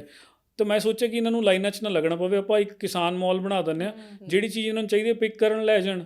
ਉਹ ਇੰਨਾ ਸੋਹਣਾ ਮਾਡਲ ਕਾਮਯਾਬ ਹੋਇਆ ਕਿ ਬਹੁਤ ਲਾਈਕ ਸੋਹਣਾ। ਮਤਲਬ ਕਿਸਾਨਾਂ ਨੇ ਵੀ ਐਪਰੀਸ਼ੀਏਟ ਕੀਤਾ ਕਿ ਉਹਨਾਂ ਦੀ ਡਿਗਨਿਟੀ ਜੀ। ਨਹੀਂ ਹਰਟ ਹੋਈ, hurt ਕਿ ਉਹਨਾਂ ਨੇ ਹੋਈ, ਹੈ ਨਾ। ਹੁਣ ਰੀਸੈਂਟਲੀ ਫਤਿਹਗੜ੍ਹ ਸਾਹਿਬ ਹਰ ਸਾਲ ਸ਼ਹੀਦੀ ਜੋੜ ਮੇਲ ਛੋਟੇ ਸਾਹਿਬਜ਼ਾਦਾ 'ਤੇ ਹੁੰਦਾ, ਸੋ ਅਸੀਂ ਕਿਹਾ ਕਿ ਗੁਰੂ ਮਤਲਬ ਇੱਥੇ ਨਾ ਗਿਆਨ। ਗੁਰੂ ਗਿਆਨ ਲੰਗਰ ਲਾਈਏ। ਇੱਥੇ ਬਹੁਤ ਖਾਣ ਵਾਲੇ ਲੰਗਰ ਬਹੁਤ ਨੇ, ਫੂਡ ਬਹੁਤ ਹੈ, ਬਟ ਜਿਹੜੀ ਚੀਜ਼ ਇੱਥੇ ਬੱਚੇ ਆਉਂਦੇ ਨੇ ਮੱਥਾ ਟੇਕਣ ਲਈ, ਉਹਨਾਂ ਨੂੰ ਕੁਝ ਰਿਟਰਨ 'ਚ ਕੁਝ ਨੌਲੇਜ ਮਿਲ ਸਕੇ ਜਾਂ ਕੁਝ ਲੈ ਕੇ ਜਾਣ ਕਿ ਉਹ ਯਾਦ ਰੱਖਣ, ਹੈ ਨਾ। ਸੋ ਬੜਾ ਸੋਹਣਾ ਇੱਕ ਸਟਰਕਚਰ ਡਿਵੈਲਪ ਕੀਤਾ। ਉਹ ਸੰਗਤ ਨੇ ਇੰਨਾ ਲਾਈਕ ਕੀਤਾ ਕਿ ਅੱਜ ਤੱਕ ਸਾਨੂੰ ਕਾਲਸ ਆ ਰਹੀਆਂ ਕਿ ਉਹ ਸੈਟਅਪ ਸਾਡੇ ਸ਼ਹਿਰ 'ਚ ਲਗਾ ਦਿਓ, ਸਾਡੇ ਬੱਚਿਆਂ ਨੇ ਬਹੁਤ ਲਾਈਕ ਕੀਤਾ। ਸੋ ਸਭ ਤੋਂ ਪਹਿਲਾਂ ਤੁਹਾਡੀ ਉਹ ਅੱਖ ਹੋਣੀ ਚਾਹੀਦੀ ਕਿ ਤੁਸੀਂ ਪ੍ਰੋਬਲਮ ਨੂੰ ਸਮਝ ਰਹੇ ਹੋ। ਜੇ ਪ੍ਰੋਬਲਮ ਨੂੰ ਸਮਝ ਰਹੇ ਹੋ ਤਾਂ ਤੁਹਾਡੇ ਕੋਲ ਉਹ ਰਿਸੋਰਸ ਹੋਣਾ ਚਾਹੀਦਾ ਕਿ ਤੁਸੀਂ ਉਸ ਦੀ ਗੁੱਡ ਐਗਜ਼ੀਕਿਊਸ਼ਨ ਕਰ ਸਕੋ ਅਤੇ ਉਸ ਨੂੰ ਸੋਲਵ ਕਰ ਸਕੋ, ਅਤੇ ਫਿਰ रिजल्ट की निकलना, इम्पैक्ट तो चंगा निकलना ही निकलना। All comes from a feeling also Yeah. कि आपको वो था कि आपको वो बच्चों को में वो जगाना था कि अगर आप मत्था टेकने आए हो तो आपको पता भी कुछ होना चाहिए कि आप बिल- मत्था टेकने आए कहाँ हो हम्म, एंड हम सेलिब्रेट क्या कर रहे हैं या हम ये इसकी वो हिस्ट्री क्या है। हिस्ट्री क्या है, या बिल्कुल जी। तो अमरप्रीत जी, एक और चीज़ मैं आपसे जानना चाहती हूँ कि जब नए लोग आपसे जुड़ते हैं तो डिज़ास्टर मैनेजमेंट की कोई उनके पास कोई वो नहीं होती है ट्रेनिंग, तो आप इनको ट्रेन करते हो या, क्योंकि फील्ड पे बहुत डिफ़िकल्ट सिचुएशंस आ सकती हैं, इजी नहीं होता है, बहुत जी। हर कोई उसके लिए ट्रेन नहीं होता है, तो आप उसके लिए उनको कैसे रेडी करते हो? देखिए, फ़र्स्ट ऑफ ऑल डिज़ास्टर में सबसे पहले बेसिक काम जो इनिशियल डेज़ का होता है वो रेस्क्यू का होता है। तो रेस्क्यू में हमारे पास सारे एक्सपीरियंस वॉलंटियर्स ही आते हैं, तो जिन्होंने first aid trainings and rescue trainings की हुई है हमारे साथ प्रीवियस टाइम में, तो वही सिर्फ रेस्क्यू में ऑपरेट करते हैं। अदरवाइज़ ऐसे कोई भी आके ये कहे कि मैं सेवा करना चाहता हूँ तो रेस्क्यू टीम में नहीं काम करता। जब डिस्ट्रीब्यूशन का टाइम आता है तब हम नए वॉलंटियर्स को एसोसिएट कर लेते हैं, वो भी उनकी इंडक्शन अगर हमारे साथ हुई हो तो।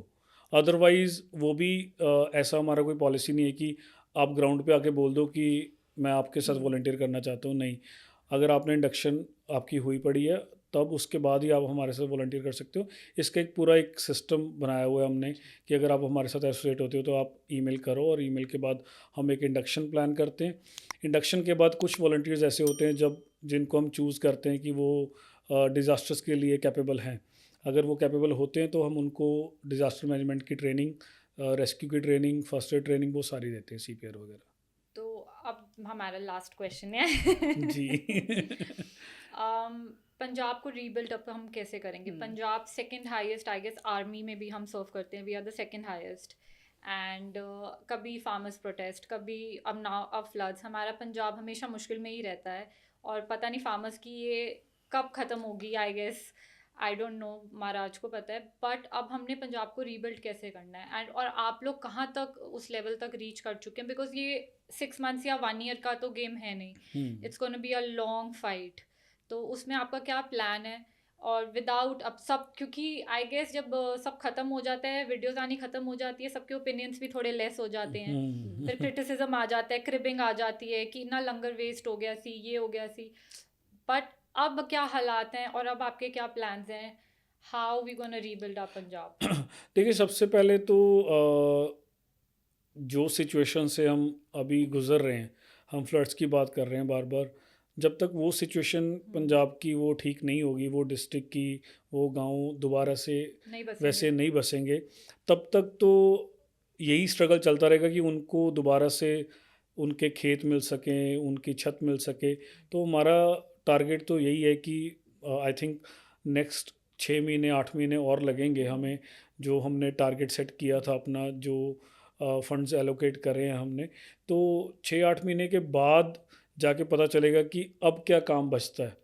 तब हम फिर, हमारा ये प्लान है कि तब हम फिर अपील करेंगे, जो सेलिब्रिटीज़ पहले दिन हमारे साथ जुड़े थे, तब उनको फिर दोबारा रिक्वेस्ट करेंगे कि अब मैं रिक्वेस्ट कर रहा हूँ कि आप दोबारा आओ, रियल देखो। फेस पता चल सके कि 1 साल गुजरने के बाद भी अगर पंजाब को अभी भी ज़रूरत है तो हम पूरा इसको सेटल डाउन करके ही बाहर आए। तो हमारा प्लान यही है कि फ़र्स्ट ऑफ ऑल जो फेज़ ये चल रहा है हमारा, ये फेज़ कंप्लीट हो, और नेक्स्ट उसके बाद रीअसेसमेंट करेंगे कि कौन कौन सी लोकेशन बची है, और उस लोकेशन में फिर दोबारा से एक जाग लगाने के लिए जहाँ पे सेलिब्रिटीज़ की ज़रूरत है, जहाँ पे और किसी की ज़रूरत है, मीडिया की ज़रूरत है, तब हम आपको भी रिक्वेस्ट करेंगे कि ग्राउंड पे आओ और लोगों को बताओ कि पंजाब को अभी ज़रूरत है और ये मैसेज देना बहुत ज़रूरी है। तो it's a part of planning कि 6 महीने के बाद क्या सिनेरियो बनता है, कितना काम बचता है, तो उसके अकॉर्डिंगली प्लान आउट करते हैं। और अभी पंजाब में ऐसी कोई नीड ऑफ द आवर है कि अभी पंजाब को किसी चीज़ की बहुत ज़रूरत हो लेकिन जो लाइमलाइट में नहीं है? नहीं, जैसे मैंने आपको बताया, अभी भी आई थिंक सैकड़ों घर होंगे कि जो अभी भी इतनी सर्दी में भी टारपुलिन के नीचे बैठ के सो रहे हैं कि इनके पास उनका घर ही नहीं है। लेकिन हमारी भी एक लिमिट है एज ए ऑर्गेनाइजेशन की, जितने घर हमने कमिट किए थे अराउंड 200 हाउसेज, वो हमारे बन रहे हैं, वो भी अभी पूरे कंप्लीट नहीं हुए 200। सो यही है कि अगर कोई भी सपोर्ट करना चाह रहा है, आप खुद जाके देख सकते हो पंजाब के हालात। काफ़ी गांव में लोग बैठे हैं जो सड़कों पे ही हैं अभी, और पता नहीं वो 1 साल 6 महीने 2 साल क्या पता उनको ऐसे ही गुजरना पड़े। और कोशिश यही करनी चाहिए कि चाहे उनके गांव हैं, चाहे उनके खेत हैं, चाहे उनके घर हैं, जहाँ जहाँ भी जैसे जैसे भी आप सपोर्ट कर सकते हो। अभी खाने की कोई ऐसी ज़रूरत नहीं है पंजाब में, अब सिर्फ मतलब रिहैबिलिटेट करने की ज़रूरत है, चाहे वो इन टर्म्स ऑफ लैंड हो, इन टर्म्स ऑफ वो उनका घर हो। और उसी में ही हमारा दोनों में ज़ोर लगा हुआ है कि साथ के साथ ट्रैक्टर्स भी चल रहे हैं उनके खेतों में, और रीबिल्ड का भी जो काम है वो चल रहा है। And what about schools? बच्चे स्कूल रीओपन हो गए हैं हाँ, या? स्कूल्स काफ़ी रीओपन हो गए हैं, मेजॉरिटी स्कूल्स रीओपन हो गए हैं, और स्कूल्स में बच्चों ने दोबारा से जाना शुरू कर दिया। पर अमरप्रीत जी, आप जो काम कर रहे हो वो बहुत ही नोबल है, और आजकल के टाइम में जहाँ लोग पैसे और फेम के पीछे भाग रहे हैं, आपने अपना यूथ इस सारे मतलब बाकी लोगों के लिए आपने निछावर कर दिया। आप उनके लिए काम कर रहे हैं दिन रात, अपनी फैमिली को पीछे रख के, अपने बच्चों को पीछे रख के, और आप उन सब के लिए काम कर रहे हैं जिनको आपकी नीड है, या जो आपकी हेल्प से लाइफ में एक बेटर तरीके से जी पाएंगे। उनकी बेसिक नेसेसिटीज़ को आप पूरा कर रहे हैं जो ओवरलुक की जाती है। तो आप एक परफेक्ट मिसफिट हो हमारे अकॉर्डिंग। नहीं, थैंक यू सो मच जी। ये कहते हैं कि जैसे शुरू में मैंने बताया कि ये ड्यूटी लगी है हमारी, सो हम अपनी ड्यूटी कर रहे हैं। शायद हमारी इस ड्यूटी के साथ, इस सेवा के साथ, जिन लोगों की जान बच रही है, जिनको घर मिल रहे हैं, जिनके पास सेवा पहुंच रही है, इससे बड़ी ब्लेसिंग हमारे लिए कुछ नहीं हो सकती। एंड नोट पे आप हमें बता दीजिए, सिखिज्म और चढ़ती कला आपके लिए क्या है? What it means to you? ਚੜ੍ਹਦੀ ਕਲਾ ਇਜ਼ ਸਾਰੇ ਪੰਜਾਬੀਆਂ ਲਈ ਸਟੇਟ ਆਫ ਮਾਈਂਡ। ਮਤਲਬ ਸਾਡੇ ਕਹਿੰਦੇ ਕਿ ਸਾਡੇ ਅੰਦਰ ਦਿਮਾਗ 'ਚ ਕੀ ਚੱਲ ਰਿਹਾ, ਉਹ ਚੜ੍ਹਦੀ ਕਲਾ 'ਚ ਵਰਡ 'ਚ ਬਿਲਕੁਲ ਐਕਸਪਲੇਨ ਹੋ ਜਾਂਦਾ ਕਿ ਅਸੀਂ ਜਦੋਂ ਵੀ ਕਹਿੰਦੇ ਹਾਂ ਚੜ੍ਹਦੀ ਕਲਾ 'ਚ, ਇਟ ਮੀਨਸ ਕਿ ਸਾਡੇ ਦਿਮਾਗ 'ਚ ਅਸੀਂ ਹਮੇਸ਼ਾ ਅੱਗੇ ਵਧਣ ਦੀ ਗੱਲ ਕਰ ਰਹੇ ਹਾਂ।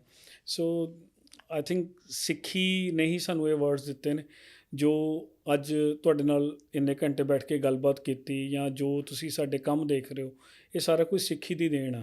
ਸੋ ਆਈ ਥਿੰਕ ਜੇ ਮੈਂ ਉਹੀ ਦੁਬਾਰਾ ਗੱਲ ਕਰਦਾ ਕਿ ਜੇ ਅਸੀਂ ਸਿੱਖ ਧਰਮ 'ਚ ਪੈਦਾ ਹੀ ਨਾ ਹੁੰਦਾ, ਮੈਂ ਸਿੱਖ ਧਰਮ 'ਚ ਪੈਦਾ ਹੀ ਨਾ ਹੁੰਦਾ ਘਰ 'ਚ, ਸੋ ਇਹ ਲੈਸਨਸ, ਇਹ ਲਰਨਿੰਗ ਸਾਨੂੰ ਕਦੇ ਨਹੀਂ ਸੀ ਮਿਲ ਪਾਉਣੀਆਂ। ਇਹ ਲਰਨਿੰਗਸ ਹੀ ਤਾਂ ਹੀ ਮਿਲੀਆਂ ਨੇ, ਇਹ ਲੈਸਨਸ ਹੀ ਤਾਂ ਹੀ ਮਿਲੇ ਤਾਂ ਜੋ ਅਸੀਂ, ਸਾਡੇ ਘਰਦਿਆਂ ਨੇ ਸਾਨੂੰ ਗੁਰਦੁਆਰੇ ਤੋਂ ਲੈ ਕੇ ਔਰ ਪ੍ਰੈਕਟੀਕਲ ਸਾਨੂੰ ਸਿੱਖੀ ਕੀ ਸਿਖਾਉਂਦੀ ਹੈ ਉਹ ਸਮਝਾਇਆ, ਉਹ ਫ਼ਰਕ ਦੱਸਿਆ ਕਿ ਕੱਲੀ ਆ ਸੇਵਾ ਨਹੀਂ, ਇਨਸਾਨੀਅਤ ਦੀ ਸੇਵਾ ਵੀ ਆ। ਕੱਲਾ ਸੇਵਾ ਨਹੀਂ, ਸਿਮਰਨ ਵੀ ਜ਼ਰੂਰੀ ਆ।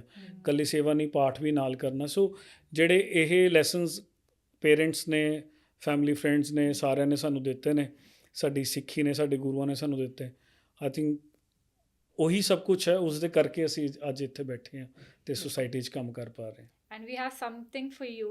बहुत छोटी जी चीज़ है, आई होप आपको अच्छी लगे। बट हम एक और भी चीज़ आपसे जानना चाहते हैं। आप हर वक्त दूसरों के लिए काम करते हो, आप अपने फ्री टाइम में क्या करते हो? कोई फेवरेट आर्टिस्ट? मैं रीलां देखदा। पर आपके कोई फेवरेट आर्टिस्ट है, कोई फेवरेट म्यूजिक हो? सुनना पसंद करते हो?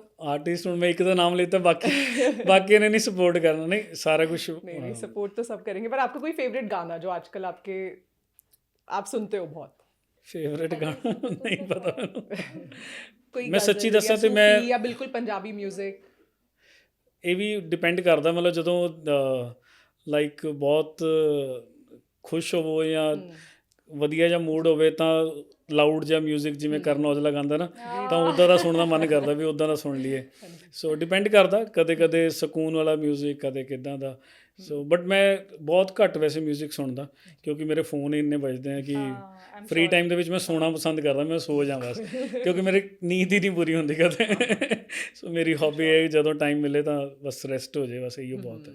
छोटा सा बस ये जेस्चर है एक- ये हमारी तरफ से आपके लिए कि आप जब इसको देखो हमें याद करो। For all the great work that you do. Thank you ji, thank you so much. Open it here only. अच्छा थैंक यू सो मच।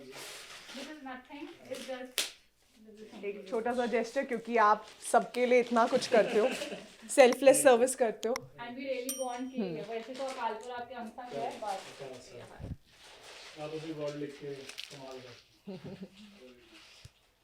ना मेरा बेटा जी बड़ा। हाँ so cute, so cute. Thank you so much. अब आप हमें जल्दी मौका दो कि हम आपके साथ काम करें, नहीं डेफिनेटली जी, क्योंकि हम नालायक बच्चे हैं, बट हम कुछ तो कर ही लेंगे। नहीं जल्दी कॉल करेंगे। या हाँ जी।